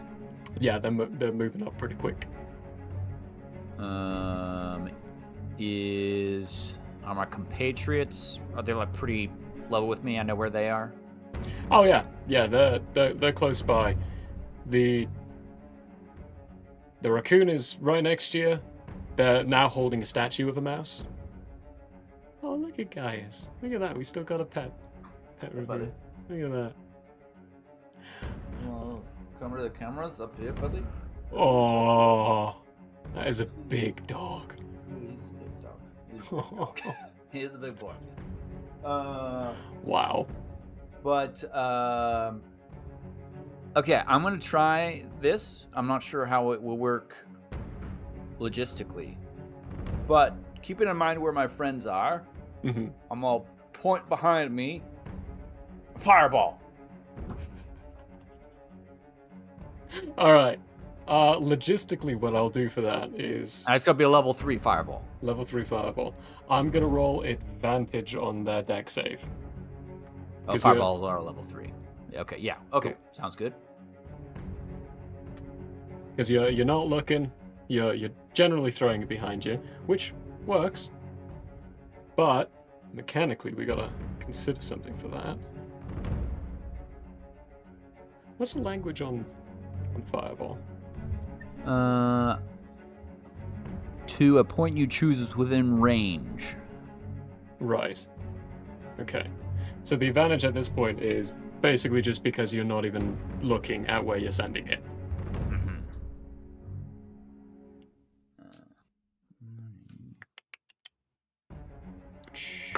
Doop. Yeah, okay. They rolled really well. 23. That passes, so they will take half damage. Which This is another one. will be 20 halved, 10 fire damage. 10 fire damage, and what you don't see is the fact that the sizzling doesn't sizzle that much. And I will use my bonus action to help Blinkly up. I think that's a thing rogues can do. So there is a thing you can do with bonus actions. There is a class that has it. To essentially, this would be the aid action. To do that as a bonus action. I think rogues can do that. It's not a bonus action I have that's listed. Okay.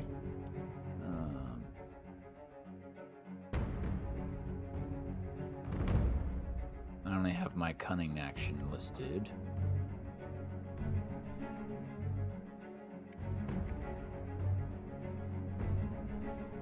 cunning action to take either a dash, disengage action on it.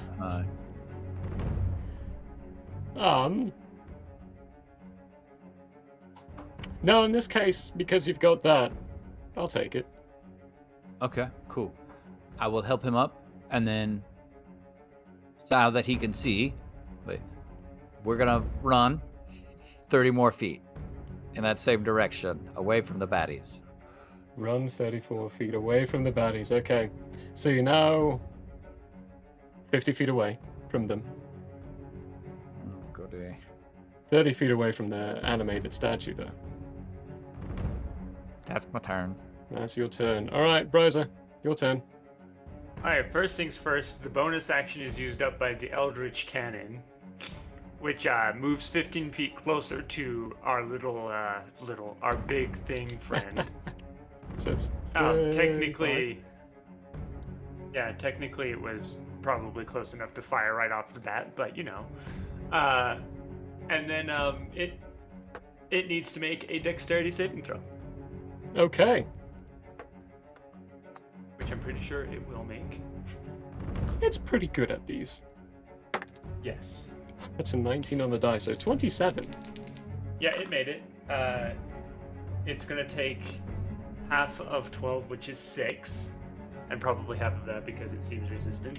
Half of that because it is resistant. And then, knowing that my little mouse friend has become stone, I'm going to run another 30 feet and then spin around, risking it with my L-shaped wand in hand and blast it with some scorching rays. Okay, first make a con save.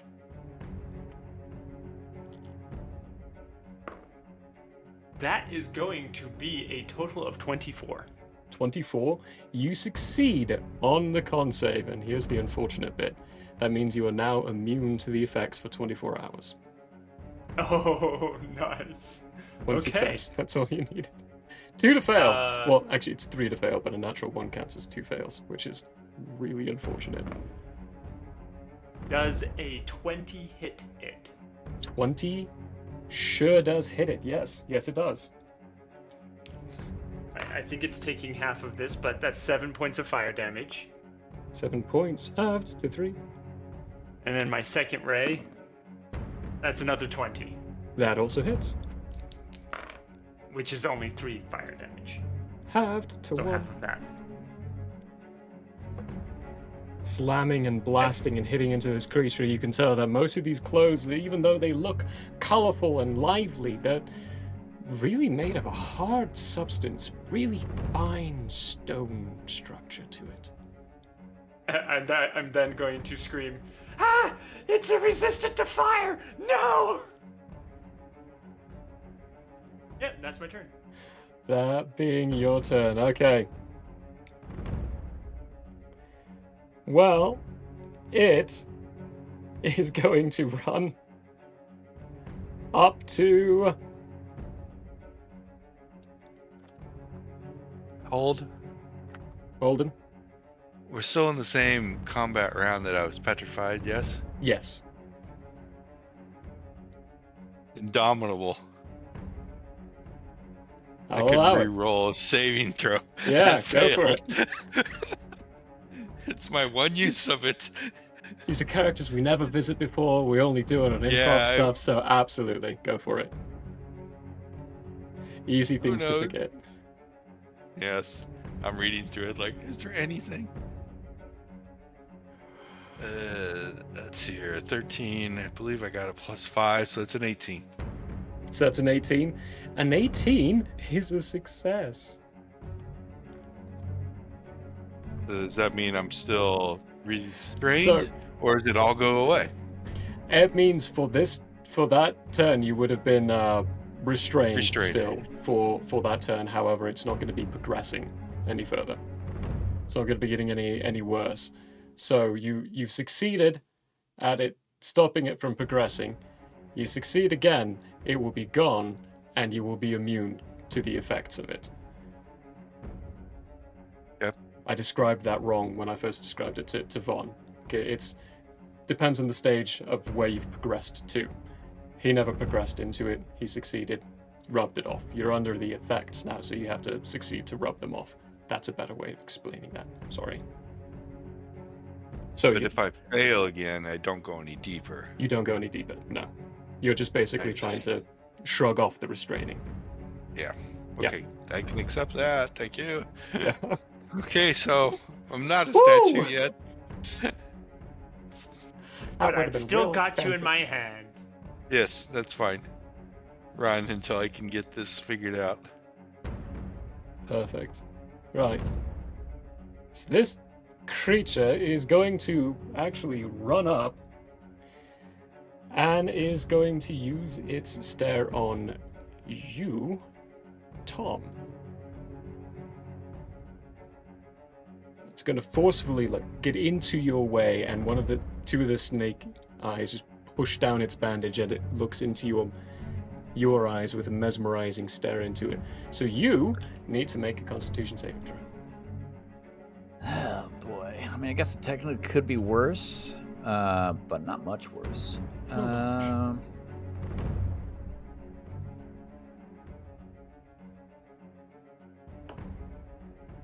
Okay, question. Now, given the wording of the spell, silvery barbs, you magically distract the triggering creature, myself, and turns momentary uncertainty into encouragement for another creature. Can I distract myself with silvery barbs and re-roll? I think that kind of defeats the purpose of the reactionary state of silvery barbs. Oh, fair enough. I got 11. I like the idea and the attempt to mound it, but not in this case. So, an 11 is a fail. Your wings and your feet are starting to turn to stone. You immediately stop flying and drop to the ground. That's a shame. Okay. And the rest of you do see this as well. Tom has started to turn into stone and has dropped out of the air. The rope is no longer being dragged. Bingley's, Oh, I skipped Bingley's turn. Poor guy. Oh, being restrained is quite bad. Yeah, it's not very fun. Yeah.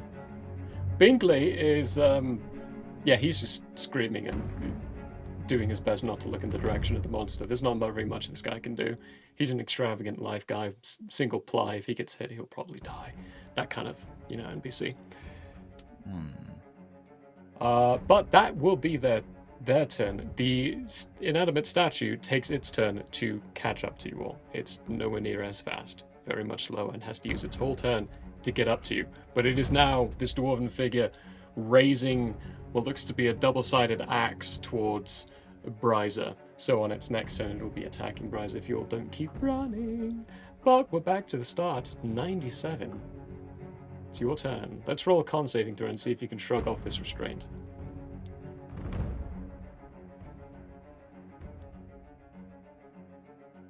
Yeah, I'm just trying to figure out something. I think something's broken on the new character sheet. Ooh. Because I added the restrained condition, but it's still giving me a movement speed. And I'm trying to figure out, is there something... Okay, good. It is broken then, because I was looking around to see if I had something that was countering that somehow. But no, okay. I don't think so. Let's see what we get this time. Another one! It's a really good thing you're not diving deeper into it. You're still restrained, but yeah, you don't get dice any more are fair. petrified. So I'm not petrified, so that was just for that. I still have actions though. I can do. Yeah. I just can't move. I'm being carried anyhow. Yeah. So I really don't think there's anything I can do. You're currently being carried, and the closest thing to you would be this inanimate stone, or this stone statue that is now looking as though it's about to start attacking Bryza. That's the thing that would be 5 feet. It's within 5 feet? It's within 5 feet. So I could technically attack it. You could, yeah. Has it attacked yet? It has not attacked. How do you mean? To activate my blind side. How do you mean? You may use this technique against any creature that has not taken a turn in combat. Oh, it's taken a turn in combat. It has taken a turn. It's not attacked yet, but it has taken a turn. Great. So then I will use my misdirect on the statue and go, but you gotta attack her. How does this misdirect work? I need to look at this feat. Misdirect. Slash you go to follow within 5 feet. Must succeed an intelligence saving throw. Which right now I'm using my dex since I'm in combat, so it's a 17. Right, okay. On a failed, they must spend their reaction to attack the creature of your choice.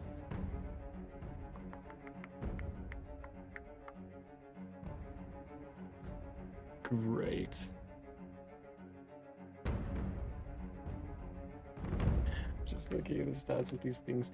This is an inanimate object, technically. It has no intelligence, it has no brains, it has nothing. So, when the axe that it's bringing up against Bryza all of a sudden randomly shifts and hits its ally instead, there might be a question of how did that just work come into mind as it failed. It rolled a 7. It's the host, the original dwarf. The original dwarf inside of it. Yeah. Alright, so it uses its reaction to attack. It's a 19 plus 6, 25. That hits. I do have a d8. Yay! I need I think the question is going to be more on the Gorgon, Medusa, whatever it is, side of what just happened. I don't think it's a Medusa. No, I don't think it's a Medusa, but it seems a little bit more It's definitely powerful not- than Yeah, it's one of those creatures that has the snake heads. Medusa's petrifying thing isn't really a gaze, and it's only at 30 feet of you, so... I think this is much more powerful than a Medusa. the. It's 15 halved. 15 points of bludgeoning damage halved to 7. It cracks in, takes this blade and shoves it into the arm. The arm seems to split a little bit, but when the blade comes across of him, it just kind of looks like a crack in a stone. Not much more than that. This creature hisses and spins, looking at the whole lot. Every single one of you. Anything else with your turn, 97? Yes, I'm going to use my action to initiate the help action on Blinky. Since he's Right. carrying me. You On mean Bryza? Or Bryzer, I mean. Yeah, Bryzer. Help action to help Bryza. Excellent. Good. We'll keep that in mind for when it comes around. Tom, it's you. Make a con saving throw. And succeed. Please succeed. Please. Better than last time. 12.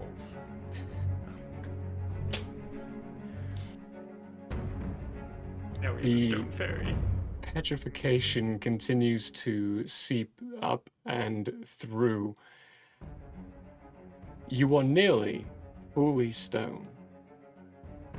You have one more chance to succeed, however, at this point, you are essentially petrified. So, Bryzer, it's your turn. So I can't do anything? You can't do anything. Nope, you're petrified. You're petrified. Oh, If you man. fail on the next one, it's permanent. Yeah. Dislike. Fail on the next one. I want to do something fun okay. with your body. Mm. in that case, There's a little stone Crap. fairy with still a fleshy head and fleshy face going, ah, carrying the rope on the ground.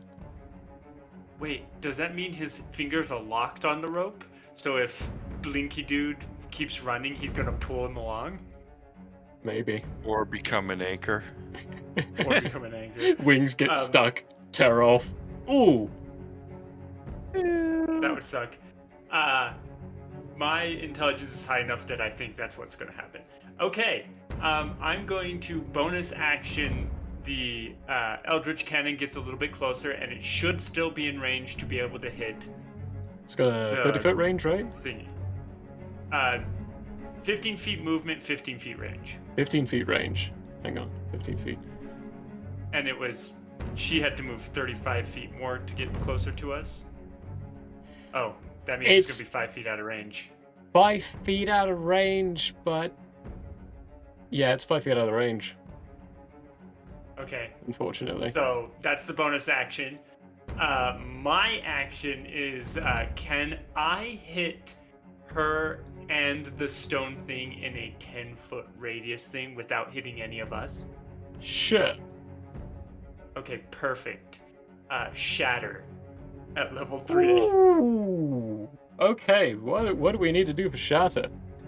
Con saving throws the both of them. Wonderful. Wonderful. Okay, let's do the statue first. That is a 10. I don't think that passes. That did not pass. It's going to be really devastating for this poor statue. This dwarf, his name was Greg, officially. Just like Greg's Was. inside the Greg. cannibal place. They're gone. And any of the unimportant NPCs in this campaign, we're going to be naming Steve, Dave, or Craig. One of those three. This one's Greg. The crazy thingy got a 15. Just one below. They both fail. I also realized technically that Scorching Ray was, or not the Scorching Ray, the other thing that I made her forcibly save was going to be a 16, not a 15, but that's okay. We already went through that. 32 Yeah. points of thunder damage. 32 points of thunder damage, which on the statue dwarf guy is doubled to 64 because of the spell Shatter. I believe the descriptors inside of Yeah, it, inanimate. things like that, they get doubled. So the dwarven statue, after hitting its friend and getting hissed at by it, Inorganic material. it kind of just cracks and then falls to pieces as this dwarven statue is now not a threat anymore, taken care of. And she takes half because she's resistant to thunder damage. I'm her. Resistant to everything. It's 16 resistant points to of a lot. damage, I think. I took a brief curtsy look at the stat block I chose. The main thing I looked at was the challenge rating. It's like, does this feel like it's right? Yeah, this feels like it'll be right. The way that looked, by the way, is you saw Bryzer point his L-shaped wand kind of off to the side and blast some kind of electrical lightning, shocking, thunderous blast right to a spot that had them in the radius. Oh, nice. They scream loudly and hiss even more as they spin around and turn to all of you. I'm going Binkley, 30 more feet, by the way. 30 more feet? Perfect. So you're running 30 more feet. Binkley is going to spend his turn running 30 more feet as well. I'm going to roll an intelligence check for him to see if he has got the sense to pick up Tom. Otherwise, he will be dragging him behind.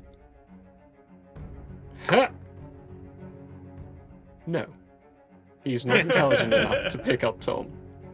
So as he starts running, Tom, you still kind of being semi-conscious, can now feel yourself going on the ground, hitting all these spots. Wings get dug in a little bit for one bit, but thankfully it's the sludge forest. So it's really soft ground and terrain, so they get ripped up without having to get ripped off. Wait, he's running with Good, you. Still good, connected good. to that rope. The rope length of it's got you dragging about 10 feet behind the rest of them. And because you are mostly stone, I'm not going to have you take any bludgeoning damage as well. Thank you. I was wondering. Yeah. I am, however... Never mind, I'll do that on the top of your turn. For this one, the creature is going to come running up to you all. Nope, that's a natural 1. So it's going to just barely pass where you are, Tom, take in a breath, and then open its mouth, and these 2 holes you can see at either side of its tongue get filled up with liquids as it sprays out towards all of you. I need... 97, you're automatically going to fail this dex saving throw as you are restrained still. But I need Bryza and Binkley to make a dex saving throw.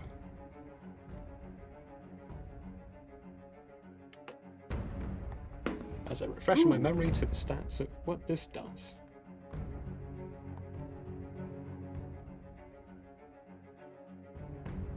Does Wow. aid help me at all in this? Aid would help Really? you on this, yes. A It does Ratatouille say- it again. Restraint does say that disadvantage on dex saving throws. Okay, so I had that wrong then. Good, nice. So it could have changed disadvantage. because of this 5.5 or whatever now. We'll roll with it. If it's something that we're going to easily see and doesn't actually, ruin things, because I don't think that ruins things. Still disadvantage. But that's pretty bad, but at least I get my bonus, which is going to make it a 12. So I don't know, 12. that's still made. That Fail. is going to fail, unfortunately. What did you get, Bryza? What does aid do for me? Gives you advantage. Oh, advantage. Perfect. Yeah, no, that's still 22. 22, that is a success. So you're going to take half damage, Bryza. As this bout of acid covers all of you. And I need to roll 66. And because she passed by you, Tom, I rolled a dice for it. You do not get affected by this. Can acid affect stone? Yeah, I can melt it. Oh, okay. Fair enough. I'm glad she decided not to do that. Alright, I didn't roll too bad, actually, either. So, 97, you're going to take 23 points of acid damage. And you, Bryza, are going to take 11 points of acid damage. And Binkley is going to get hit by this, start screaming, and fall to the ground because he failed. And he also took 23, and that's way over his health pool. He's melting! barely still alive. 24 would have been double his health pool, and that would have been instant death. So he is still alive, but he is down. He's going to die. And attached to the rope that Tom is still attached to. But Bryza has the chest. Yes. So we're back around to the top, because the inanimate object is destroyed in one swell whoop. Thank you for that. It would have been interesting to play around with that guy, but it's okay. So, 97, it's your turn. Con saving throw, see if you can shake off the restraint.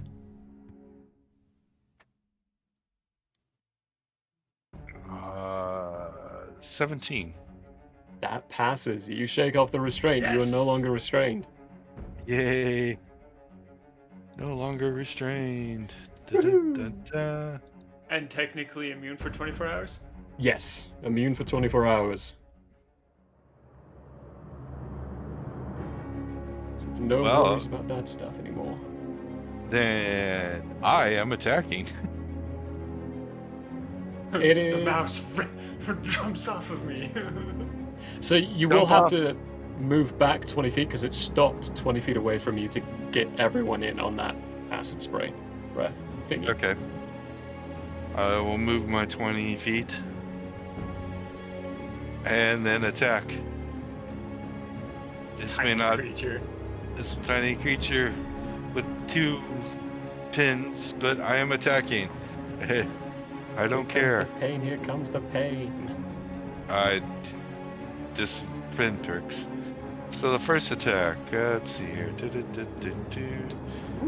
see, 16 plus 9, 25. That hits. 1d8. Oh. 2 plus 7, 9 points of piercing. Points of piercing, halved to 4. And then the second attack, a natural 20. Woo! Suddenly I feel no regret at all for having you almost restrained the whole time. That definitely hits. That's a crit. Crit So- with an extra dice because of my piercer. Right. And then we I gotta add everything remember this. together and double it. Nice. Oh, I got. that's good. I need to read up really fast on piercer if it's an extra dice damage or if it's just an extra something else. I think it's an. So the dice damage gets factored into what kind of damage you're dealing. So it would be piercing damage. So it's 2d8 then. 2d8. Plus your modifier, Oh. doubled. I don't think I have a 2d8 set up, so I'll just have to roll. Oh, I do have a 2d8 set up.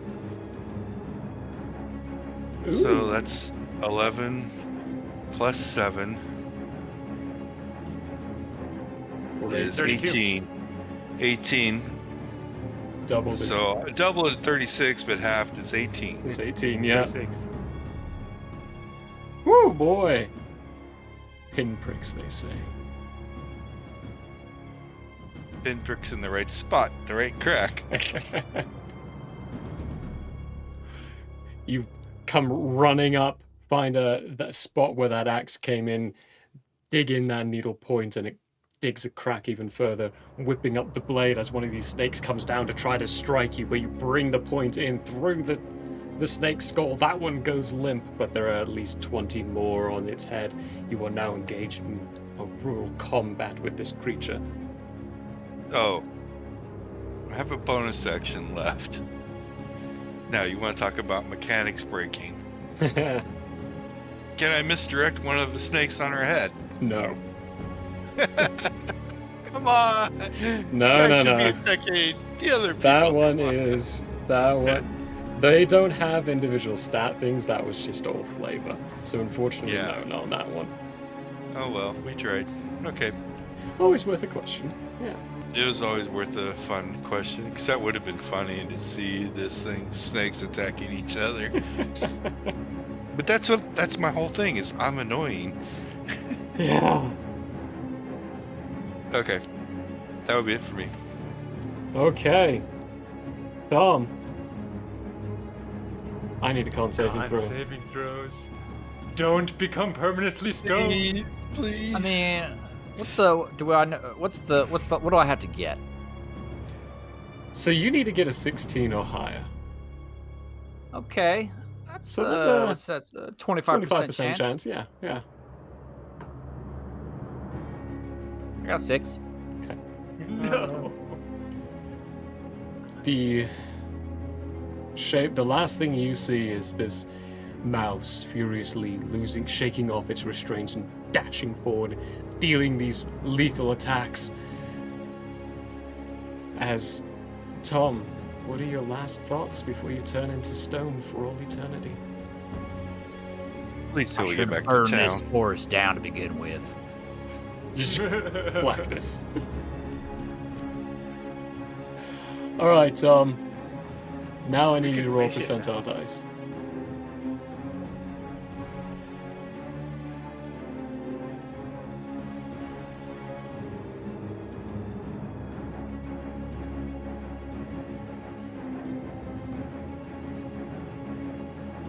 Nine.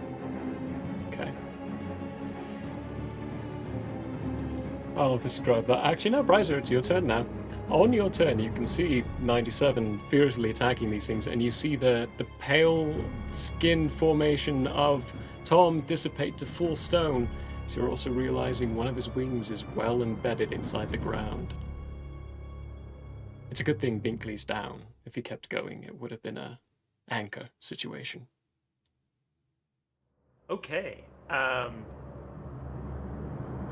Riser goes, no! And, let's see, for my action,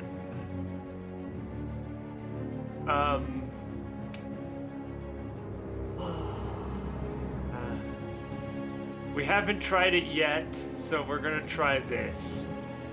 I'm gonna point my L-shaped wand that I hold like a gun at this creature, and I'm gonna say, damn you, you thing, damn you! And I'm going to shoot it with Ray of Frost. Okay. You thing! Oh, that's a nat 20. Woo, boy, okay. That So, definitely hits. 2d8. 14. Is it resistant to frost? Yeah. So 14 damage. This thing is nearly resistant to everything. It's ridiculous. That's my action. Yeah, as you hit this, you slam into a portion that is cracked and parts of it kind of freeze. You could see crack where it was frozen and bits start to fall out. It is looking a bit worse for wear. Perfect. The Eldritch Cannon moves closer 15 feet. Is it within range? It will be, yes. Because it didn't move all the Excellent. way up so that it could hit all of you inside the splash, so it is just in range. So, making sure to angle itself so it doesn't hit the small mouse. She needs to make a dexterity saving throw. Okay. Dex saving throw. That's my second natural one for the day. Failed. Okay, so I rolled double 8s on my 2d8. Ooh. So, I think that means she just, because she's resistant to fire, just takes 8 points of damage. Just 8 points of damage. You can It see would the normally be 16. dual effect of what goes on with your cold blast and then superheating it almost immediately. Part of the back clothing portion of this creature just falls to the ground, now being extremely damaged and cracked from your two extremes. And then for my movement, I'm just going to position myself closer to my fairy friend who is now stone. Okay, getting up to the stoned fairy friend, mainly because it was just funny to say that. Gonna roll a death saving throw for Binkley. Oh right, I banished all my d20s because they were all naughty. That's a fail. He rolled a 3. So he's failed his Still first being save. naughty. She is going to scream and writhe. The snakes are snipping around at each other. You're all immune to the effect now, and she will point down towards you, 97. I need you to make a charisma saving throw. What? Charisma? Charisma, yeah. Oh, gods. Oh, gods. Boy, things are really balanced today. They're either a natural 20 or 1. As she points down at you, you prepare for this next lunge and launch up just as this golden bar appears right in front of your face. You slam into it, bounce off. You are in a tiny golden cage.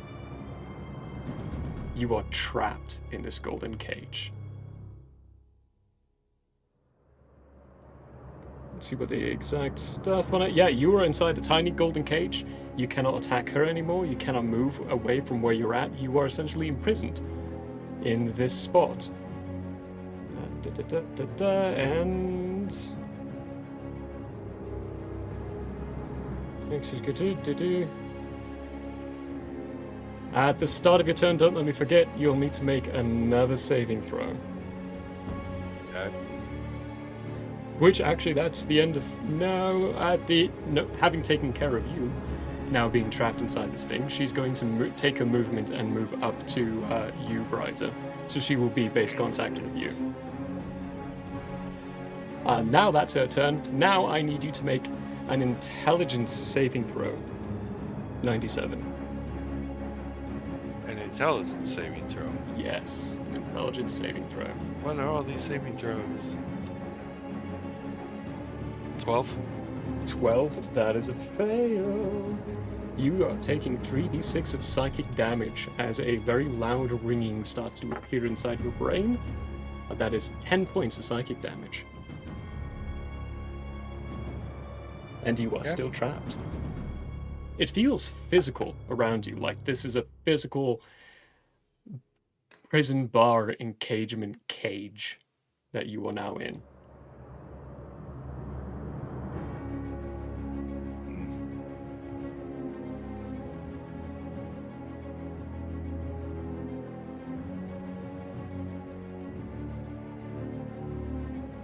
Anything you'd like to attempt while you're inside this cage?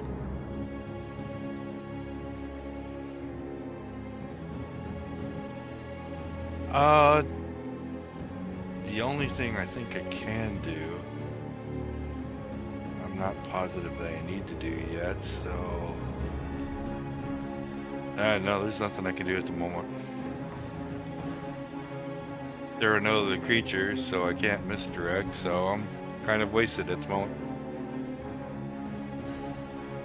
Encapsulated and captured inside this cage, looking around, there's not much that can be done as this creature's run up to Bryza. Bryza, it is now your turn.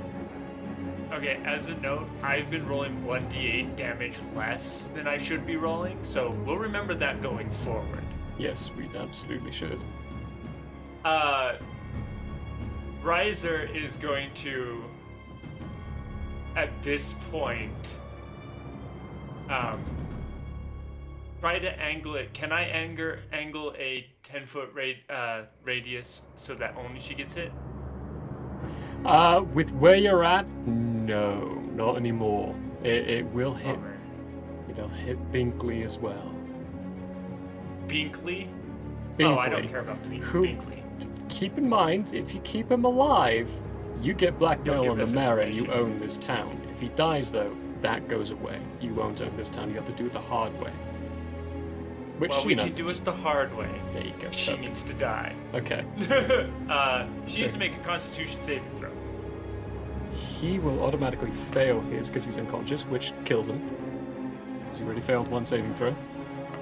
And that counts as 2. Oh, wait. What are you doing to them? What are you doing? It's shatter. Shatter? No, that only counts as 1, actually. Oh, she failed.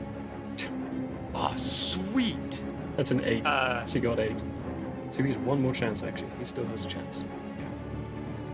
So she takes 18 reduced by half, 9 points of thunder damage.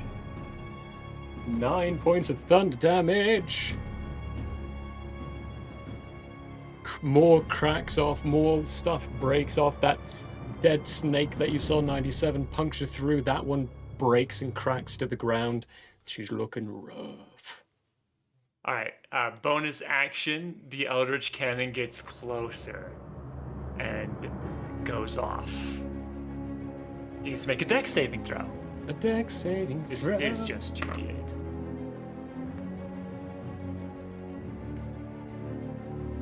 Whoop! I rolled a 3 again. You know what? That dice needs to go in jail for the rest. That dice goes away. So 11 reduced to 5 points of fire damage. 5 points of fire damage. Goodness. Oh, so close.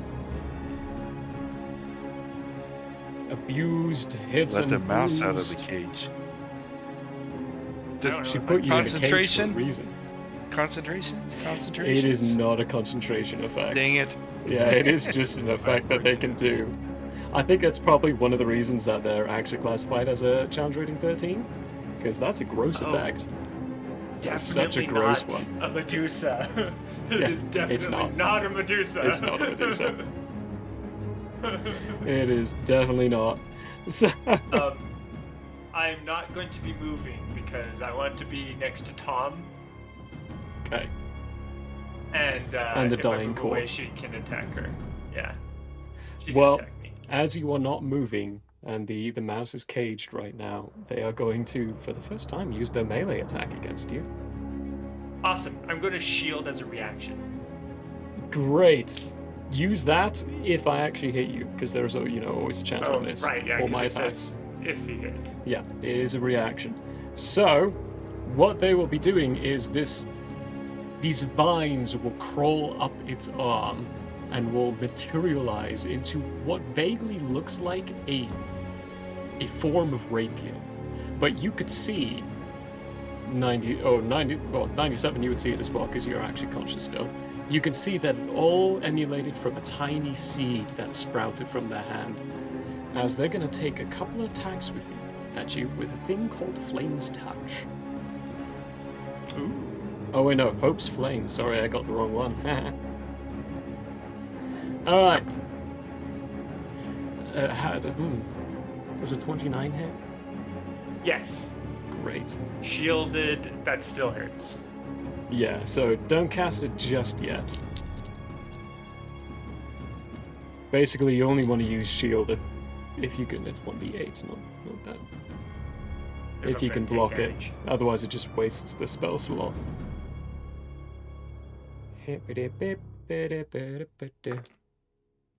Let's tune that dice. Flame. Right, that's supposed to bring me to 6.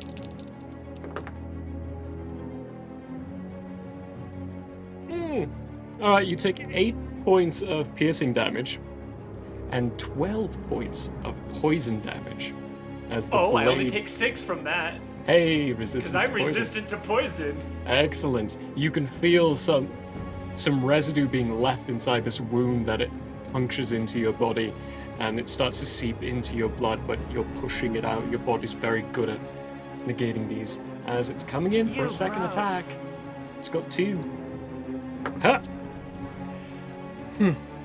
That's a dirty 30. That definitely hits. Can't shield that. Yeah, I rolled an 18 and a 19 on that one. Glad I switched dice. It's 13 points of piercing damage, and 7 halved to 3 points of poison damage. 13 piercing, 3 3 poison, yeah, poison. and that is already halved. Ouch. 7 halved to 3. Yep. That is its turn. I should roll this, because if I can do that, and she's still alive, and then nope. Okay, cool. Should I be retroactive?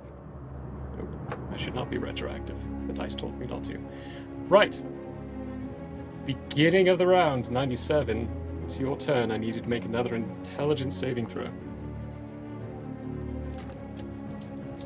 Oh, okay. How are we gonna be this time, dice? Can we roll slower? Oh my goodness. What is going on? Wow, this is a weird day. Weird day. Go from a nat 1 to a Alright. nat 20. Okay. Nat 1, 2, nat 20. This is... So for your turn, you do still take the 3d6, but at the end of your turn, when you make the save, it pops out of existence. So you take 12 points of psychic damage, as its ringing intensifies and then crescendos and vanishes, and the rest of it also vanishes. But that is the end of your turn. You are no longer caged. Not take any other actions? No. That's the saving throw is invoked at the end of the character's turn. And as there's nothing you could do inside. There is something else I can do inside. Oh, yeah. Okay. I can take my second wind. Oh, yeah. Go for it. Yeah, probably want to do that. Yeah. Yeah, I was just running off the previous D10. turn. I but was... That's good. Hold up. Oh, sorry. Hold on. I gotta change that. I had set that to the 4d10. Gotta change that back to a 1d10. Okay.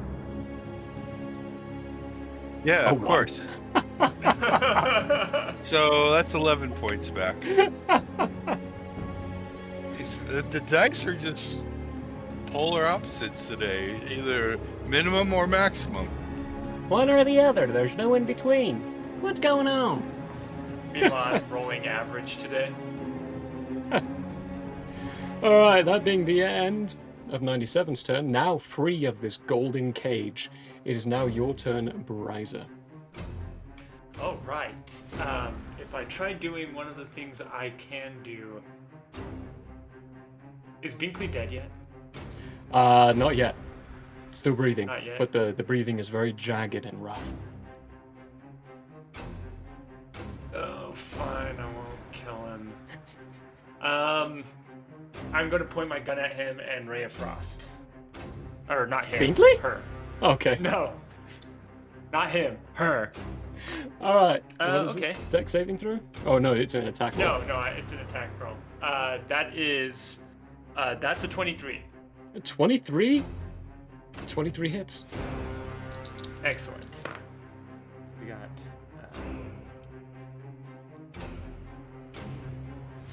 I can do math. I swear, 13. That's a good number. Okay, 14 reduced to 7. 14 reduced to 7. Launches off, hits another part of, let's say, the left hand, and the left pinky breaks off on this one. She's looking real rough. All right, perfect. So let's hope. The Eldritch Cannon is going to try and get nice and point blank with her, and she needs to make a dexterity saving throw. Okay. Dex saving throw. That is 21. She passes this time. All right, so she takes half of 5 instead of half of 11 because it's half So, damage 2. and then halved. 2 points of fire damage. 2 points of fire damage. Excellent. Still up, still looking rough. Oh dear, this may be it. Alright. First, Binkley says saving throw. Binkley succeeded. He's still alive. Oh my goodness! Just Just die already! I want to shatter again. Just barely still alive. He barely passed that. Now it's turn. Let's roll to see if this happens. It doesn't. You should be very, very happy, Tom, that the thing I'm rolling for at the start of a turn is not happening. You should be very happy about it. I'll tell you why Otherwise, you're gonna afterwards. get animated. Yeah, animated. Yeah, that's exactly it. Yep. You'll be animated, and then there will be no coming back for Tom. Don't want you to All be right. animated. They're going to come at you again, Bryza. They haven't quite realized that their little box has failed already. So they're going to come at you again, Bryza, with 2 attacks from Hope's Flame. Hope. That's a 19. I am going to shield that one. Okay. Because my shielded armor class is 22. No, 21. 21. This rapier point coming, stabbing inwards towards your hand that's holding this wand, gets ricocheted off, and the blade almost seems like it's bending like a twig, like it's made of nature itself, because it kind of is. But it deflects off, in for the second That's attack. my reaction. That is your reaction, and your AC is still 21 until the start of your next turn. Which is a really good thing, because I just rolled a 2 on that dice, so they miss for both attacks. Very unfortunate for me. Sweet. Okay, that is their Hang it turn. on, guys. We're back around to the top. 97, you are freed. So no saves or anything. You're good. It's your turn. What do you do? No. Attack. Attack There's only away. one thing to do. We tried to run. That didn't work. Time to kill. Running. Everyone kept getting Running turned to is- stone. Okay, let's see here. I just gotta keep making sure that.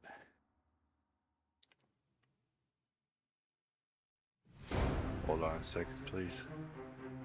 For some reason, I cannot ever find it. There it is. Okay, damage. Okay, so first attack. Time for that one again. Oh. Oh, come on, come it was on. a That was so 19. close. Oh, Jesus. So that Dice. will be Oh, a 19. a 19. Yeah. I finally get to use it. It's coming in What? true. It's coming in like it's gonna hit, and then almost like the same effect of what Bryza did. It Shield. reflects off something. As she uses a shield ability that I've not been able to use yet, because you've all been rolling too high. Great. So the next attack is 25. Even with shield on, that hits. Yay, 1d8. Is this still set up for 1d8? Yes, it's still set up for 1d8. I'm going to use Piercer's ability to reroll damage once per roll. Nice. Just to hope that I get something better than a 4. Unfortunately, I'll probably get a 1 now. No, I got a Nah. 3. Oh well. So 10 points of piercing damage. Probably halved. It's halved. Mm-hmm. You And hit then- it, cracked it. For my...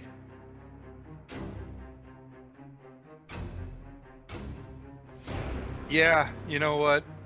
This is an all or nothing right now. We're in a bad situation. For my bonus action, I am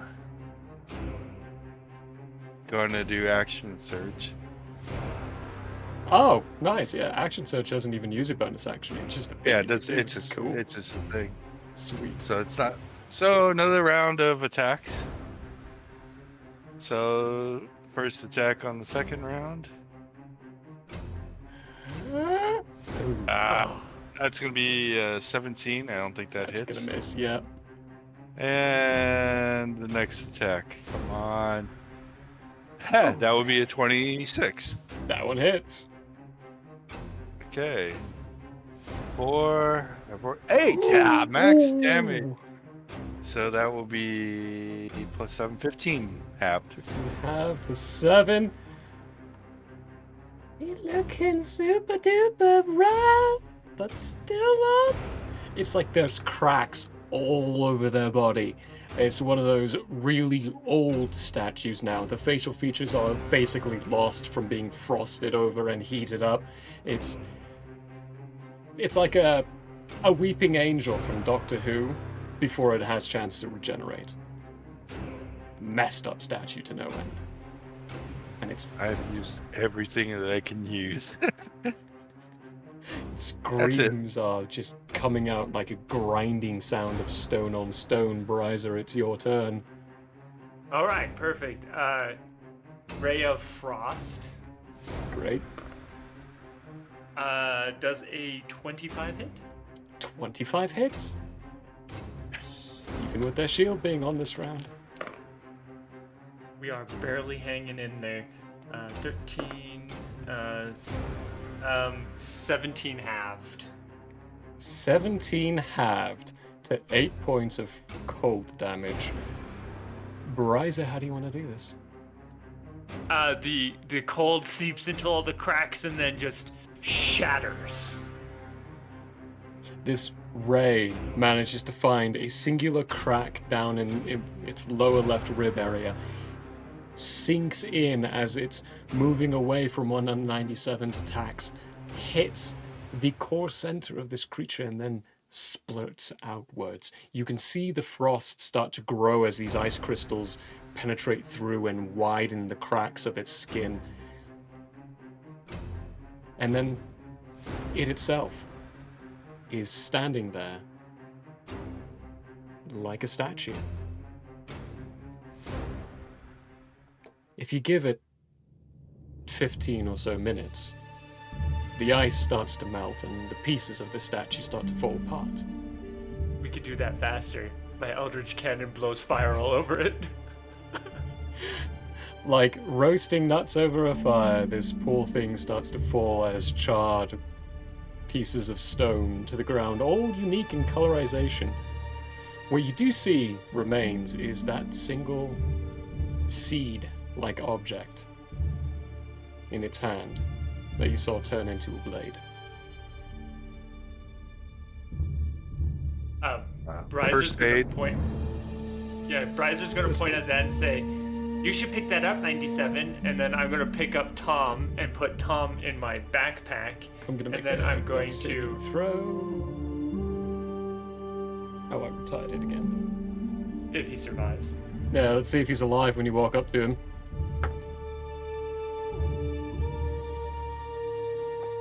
You walk up to him, and he's stopped breathing. I'm gonna kick him in the face and be like, "Stupid idiot," and then go back over to 97 and cast Cure Wounds at level 2. Okay. That is 12 plus 3, 15 points of damage back.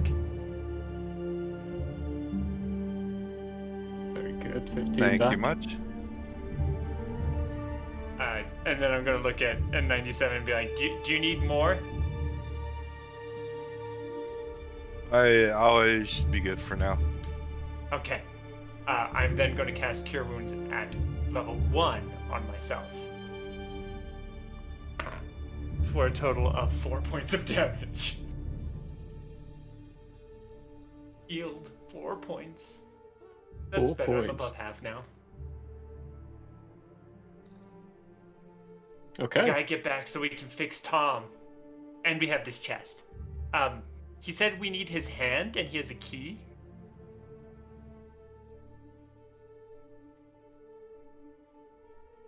I'm gonna walk over to the body. Take his hand. And yeah, cut his hand off. You walk over to the body. You cut the hand off. Search his body. You search his body. Okay, give me an investigation check. I'll aid him on that one. Great. With advantage then, yeah. Good. Wow. You're good. Wow. Well, I'm impressed. A 12.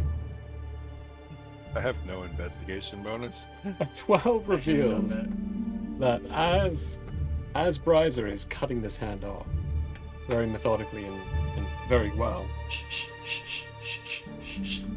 there is, by the other hand, what looks to be a small silver key that has presumably just materialized upon their death by their hand. You also find a pouch with roughly 20 platinum and 13 gold.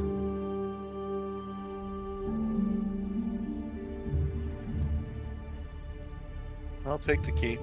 I'll take it all. Okay. Hopefully it's not cursed. We'll see. My luck it is. And I guess I also have the seed, so yeah.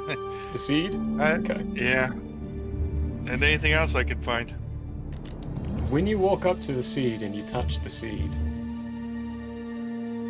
there is a painful, very, very painful moment as part of the seed spikes out, pierces into your hand, and then itself just starts to shrink and shove its way into your arm. You now have a thing called Hope's Flame. It is cursed. That is the only weapon you will ever want to use. However, it is a rapier form. It deals 1d8 damage, has a magical +2 to it, and it also deals 2d6 poison damage. Nice. And you can draw it like a free action, and never actually have to sheath it, Okay. because it's part of That'll your work. body. However, it does take one of your attunement slots. That's the cursed aspect of it. I just happen to have one left. Hey! Perfect. That item you will not be able to choose to unattune to. I'll have to get the curse removed. Yeah. Mhm. Well, first off, we got a different type of curse to get removed. I got a friend that's a little petrified. Yeah, he's stoned. We need to fix this. We have to get to town to fix it. You guys don't. You've got a great Christmas star. Yeah, I mean that's true. We could put it. Wait, hold on. What was that noise? Who said that?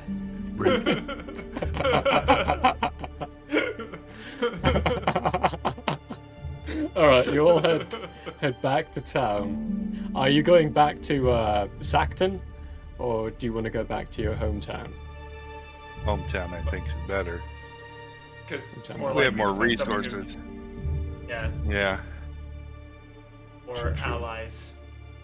Well, as you go retrieve Al before heading back to hometown, you get a whole speech from him like, "Now, why'd you just let him turn into a statue? What were you thinking?" That kind of stuff as you're going back and spend the day back. We were fighting for our lives. We explained to him that Blinky is an infernal monster of a man and deserved the death he got, and he's the one who caused all of this. We blame Blinky. Somewhere in the forest, there's a dead body that's melting from acid with a half chopped off hand, twitching and a fly lying on its open eyeball. You get back to... I chopped his hand off all the way and put it in my pack. You get back to the town. You find yourself a cleric who can, for the convenient price of 20 platinum. Okay, Oh, that works. I was gonna say I put forth 12 platinum for that because I have 12 left. The party just collected 20 platinum from Blinky, so Oh, No, well, in that no. case, I put my 12 platinum back. Blinky's paying for this. They set up this ferry, rub some strange oil substance. It smells awful. Really, really gross. You're told that it's basilisk oil. It's harvested from basilisks, and it's very useful for returning petrified people back to normal, but it's very difficult to get. So it's pricey, but not as pricey as a greater restoration would have been. But you slowly start feeling this stone skin seep away from your body, Tom, and you come to consciousness, much like you fell out of it. Still stuck for now, but you're awake. Well, it's like I always say, we should have burned that place down before we went in. Next time. Yeah. We could go back. I assume the fiend is dead and the scum is taken care of. All the You above. see Blinky, or not Blinky, Bryzer suddenly stare off into space for a second. He goes, "Ah, shit. I forgot my Language. Eldritch Cannon. Language. Oh, sorry. I forgot my Eldritch Cannon." Oh. We're gonna go Well, now we have to go those back. items out. No, we don't have to. I can make a new one. Okay. Did you open the chest? What was in it? Not yet. Well, let me see here. Well, I can't do anything. I'll put the Biggest- chest on Start to move. the table, and then I'll pull out the hand, and I'll be like, "All right, where does this go?" I would say use the hand, wrap it around the key, and then open it with it. As a precaution. I hand the hand over to 97, or I look at 97. I'm like, "Kid, do you want to do it, or do you want me to do it?" The hand is as big as 97. In fact, actually, the I can hand do you it. probably have to hold with both your hands. Sure. Liza. More precise. I'll do it. I hand him the hand. Small for dealing with a piece of someone's body that is pretty big compared to them.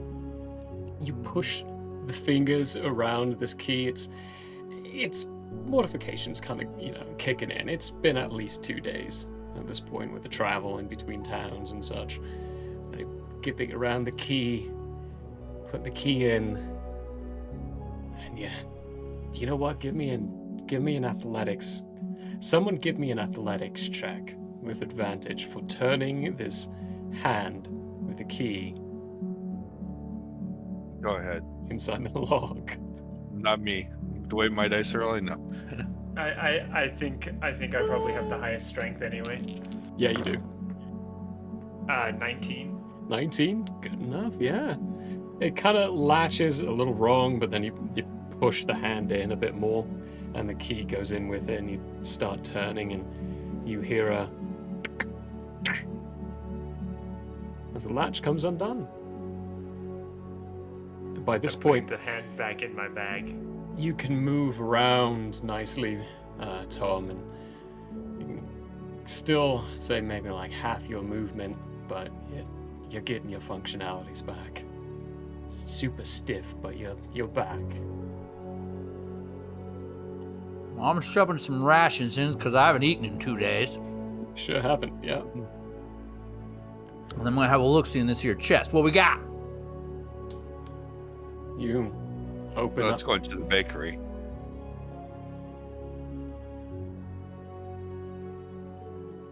What? This is- What? This is the collateral for your boss. This is what your boss was after. This is what the boss was after. He said it was critical for the bakery, so it has to go back to the bakery. Well, I'm gonna see what it is first. Sure, we can see what it is. What is it? You open up this chest, and the inside of it is very finely lined with beautiful linens, beautiful silks, and resting very neatly in the middle is what looks to be a three-pronged dagger. It's not sharpened in any of its edges. It is really just prongs, these things that poke out with a point at it, the end of it. They're in a bit of a triangular shape, kind of like this, with these 3 fingers, pointing outwards in a very elegantly carved handle. There are these runes all around it, gravings of twisting vines. The handle itself has at the end of it what looks to be a very large ruby carved in the shape of a rose. Beautiful, beautifully made.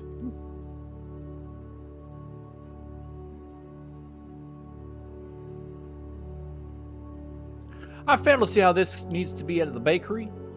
It seems like something maybe we should keep. Because the boss said so. Boss? The whatevers of the boss. This guy just pays us to do things. Yeah, we'll give it to the boss. It doesn't mean we can't take it back later. Can I use my arcane abilities to figure out anything about this thing? Kind of depends on which way. Are you just looking to do an Arcana check? Yeah. Sure. Riser's gonna look at you and say, I could identify it. Riser, you've been holding out. Get to it, my man. I only just learned how to, like in the last 3 weeks. Riser's going to identify it. Alright, you go ahead and cast Identify on it. Now, Identify will tell you the magical properties, right? Can you read off Identify?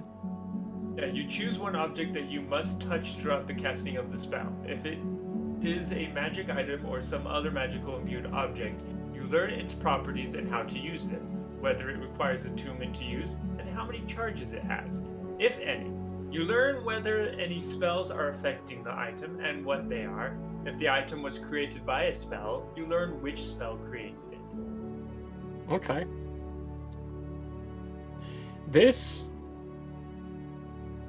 Briser is a very, very fancy key. It's imbued with some abjuration magic. It's just one end of it. You can't tell where it goes or what it's going to, but you can tell that this is meant to unlock something. So, it's a key? I think we should definitely give it to the boss. But if maybe we keep he'll- it, then we can open it, whatever it opens. Yeah, the boss will Oh. tell us to go find and open whatever this opens. Yeah, that's probably true. And if he doesn't, then maybe he knows where it opens, and then we could just wait for him to open it, and then we could take what's inside. But what if he's lying and wants it all for himself and we don't get it? What's his is ours, anyhow. What's his is ours and what's ours is ours. Well said, Bryzer. Well said. Oh, okay, fine then. And what's in the town is ours, and what's in that town is ours, and what's in that town is ours. I mean, who's And running what's on this operation to planet begin? is ours. We'll get to that point soon. And what isn't ours is turned to ash. High five. High five. Very wholesome, small hands high five each other. Little tiny. Sounds like someone's dropping a pen. Well, thanks for making me not stone anymore, fellas. I appreciate it. Of course. We don't want our fairy to be a stone. Thank you. Yep. Well, guess we'll give this key to the boss and see what's up. You run off. You give the chest to the boss. He takes the chest, sees that you're handing him a hand with the key that's very finely put into it, chuckles a little bit, takes the key out of the hand and just puts the key in and turns it. You don't need the hand. It was just the fact that he had it in a small little pocket dimension that he needed his hand to bring back into existence. That's what I figured. Yeah. I do keep Blinky's hand. It's That's now in terrifying. my pack. Okay, put a rotting hand into your inventory.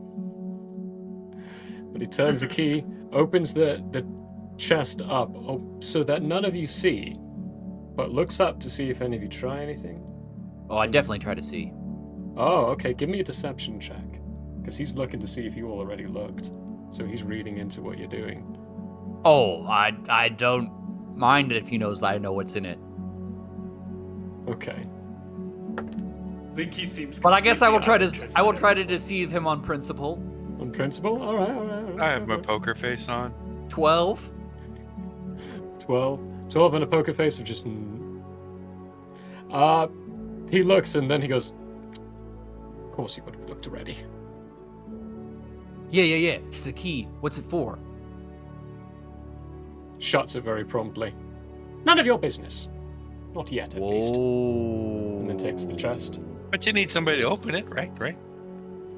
Not yet. It's one step for the next steps. And he holds So it you don't know yet. on both sides and then collapses his hands together as the chest just disappears and almost looks like it's folding in on itself and collapsing. I'm like, sure, let's go with that. Okay, Wait. so when you find out, you're gonna give us the key to go open the door that has stuff inside of it. That is currently the plan, yes. Excellent. Side note, I was confused this whole time apparently. Is this boss person not the owner of the bakery? He is the owner of the bakery, yes. Okay, I didn't think he had magical abilities. I must have misconstrued. Okay, very good. If we didn't know, we know now. Yeah, if you didn't know, you know now. Okay, well, very good. Well, we're gonna go check in on Al. Let us know when that happens. Yes, I have the next target all lined up. I just need to, wrap him into one of those loan schemes. By the way, Binkley, is he still, he's still kicking? He's pretty dead. That was his hand. I thought as much. Well, Yeah, he did make it. In fairness, we gave him an opportunity to get out, but the Gorgon killed him. So, what can be done? Oh, Or whatever it was. Or whatever. Well, it is, yeah. no real loss anyway. He basically wrote everything down in his diary, which Al managed to scavenge from his place. Good job. That town will be Al has ours talent. in no time. Sackton, fall under our reign. The underground's already starting to capitulate. We're doing very well, gentlemen, very well indeed. The whatevers are rising very nicely in the bakery. Thank you so much for all your work. Now I have a lot of work to be doing myself. He starts pushing you all outside. And I must be about making my, stands at the door, hand on, recipes. Shuts it. I need 2 plates and a stick of wood. I would like to roll to see if that guy was lying to us. Go for it. With advantage, I believe, because of your thingy. Yeah. Yeah. That's a natural 20 on the ooh. Ooh. Tell me all of his lies. Well, yeah, he wasn't busy at all. Your best bet, his language is basically saying he just wanted you out of the room so he could sit down and admire that thing and stare at it and plan the next steps loosely. He's not doing anything with recipes, definitely not. He doesn't care about recipes. You're not even sure. Actually, no. With a natural 20 on this one, you know for a fact now, and this is something you've possibly been dabbling and thinking about a lot, Tom. Yeah, he can't bake. He knows nothing about baking. He bakes schemes, not pastries. Okay, in that sense, yeah, he's pretty good at baking, but The baker of schemes. baker of Fellas, schemes. I get the sense, even though we're outside, Tom is going to be very quiet. I get the sense that this baker is not what he seems, and he may not need to be trusted. We may need to take things into the whatever's hands sooner than we may have thought, I think. We'll see. Does it include fire? Well, I would assume so, Riser. I would assume that. But apparently it's got some kind of pocket dimension, so we need to figure out how to access pocket dimensions. So maybe we'll keep I'll that work on it. on the mind. I'm good in pockets. Mhm. It's with that lovely note as you all walk down this hallway to exit this building and go back and find Al, that we leave you with a window in the background of the sun setting, so we can keep that theme of sun setting on the crew as they walk away as we end this session.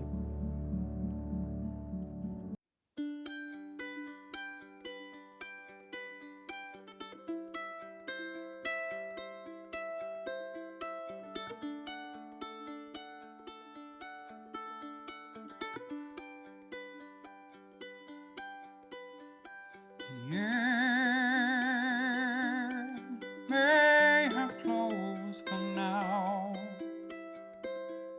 We hope you met a friend this go around.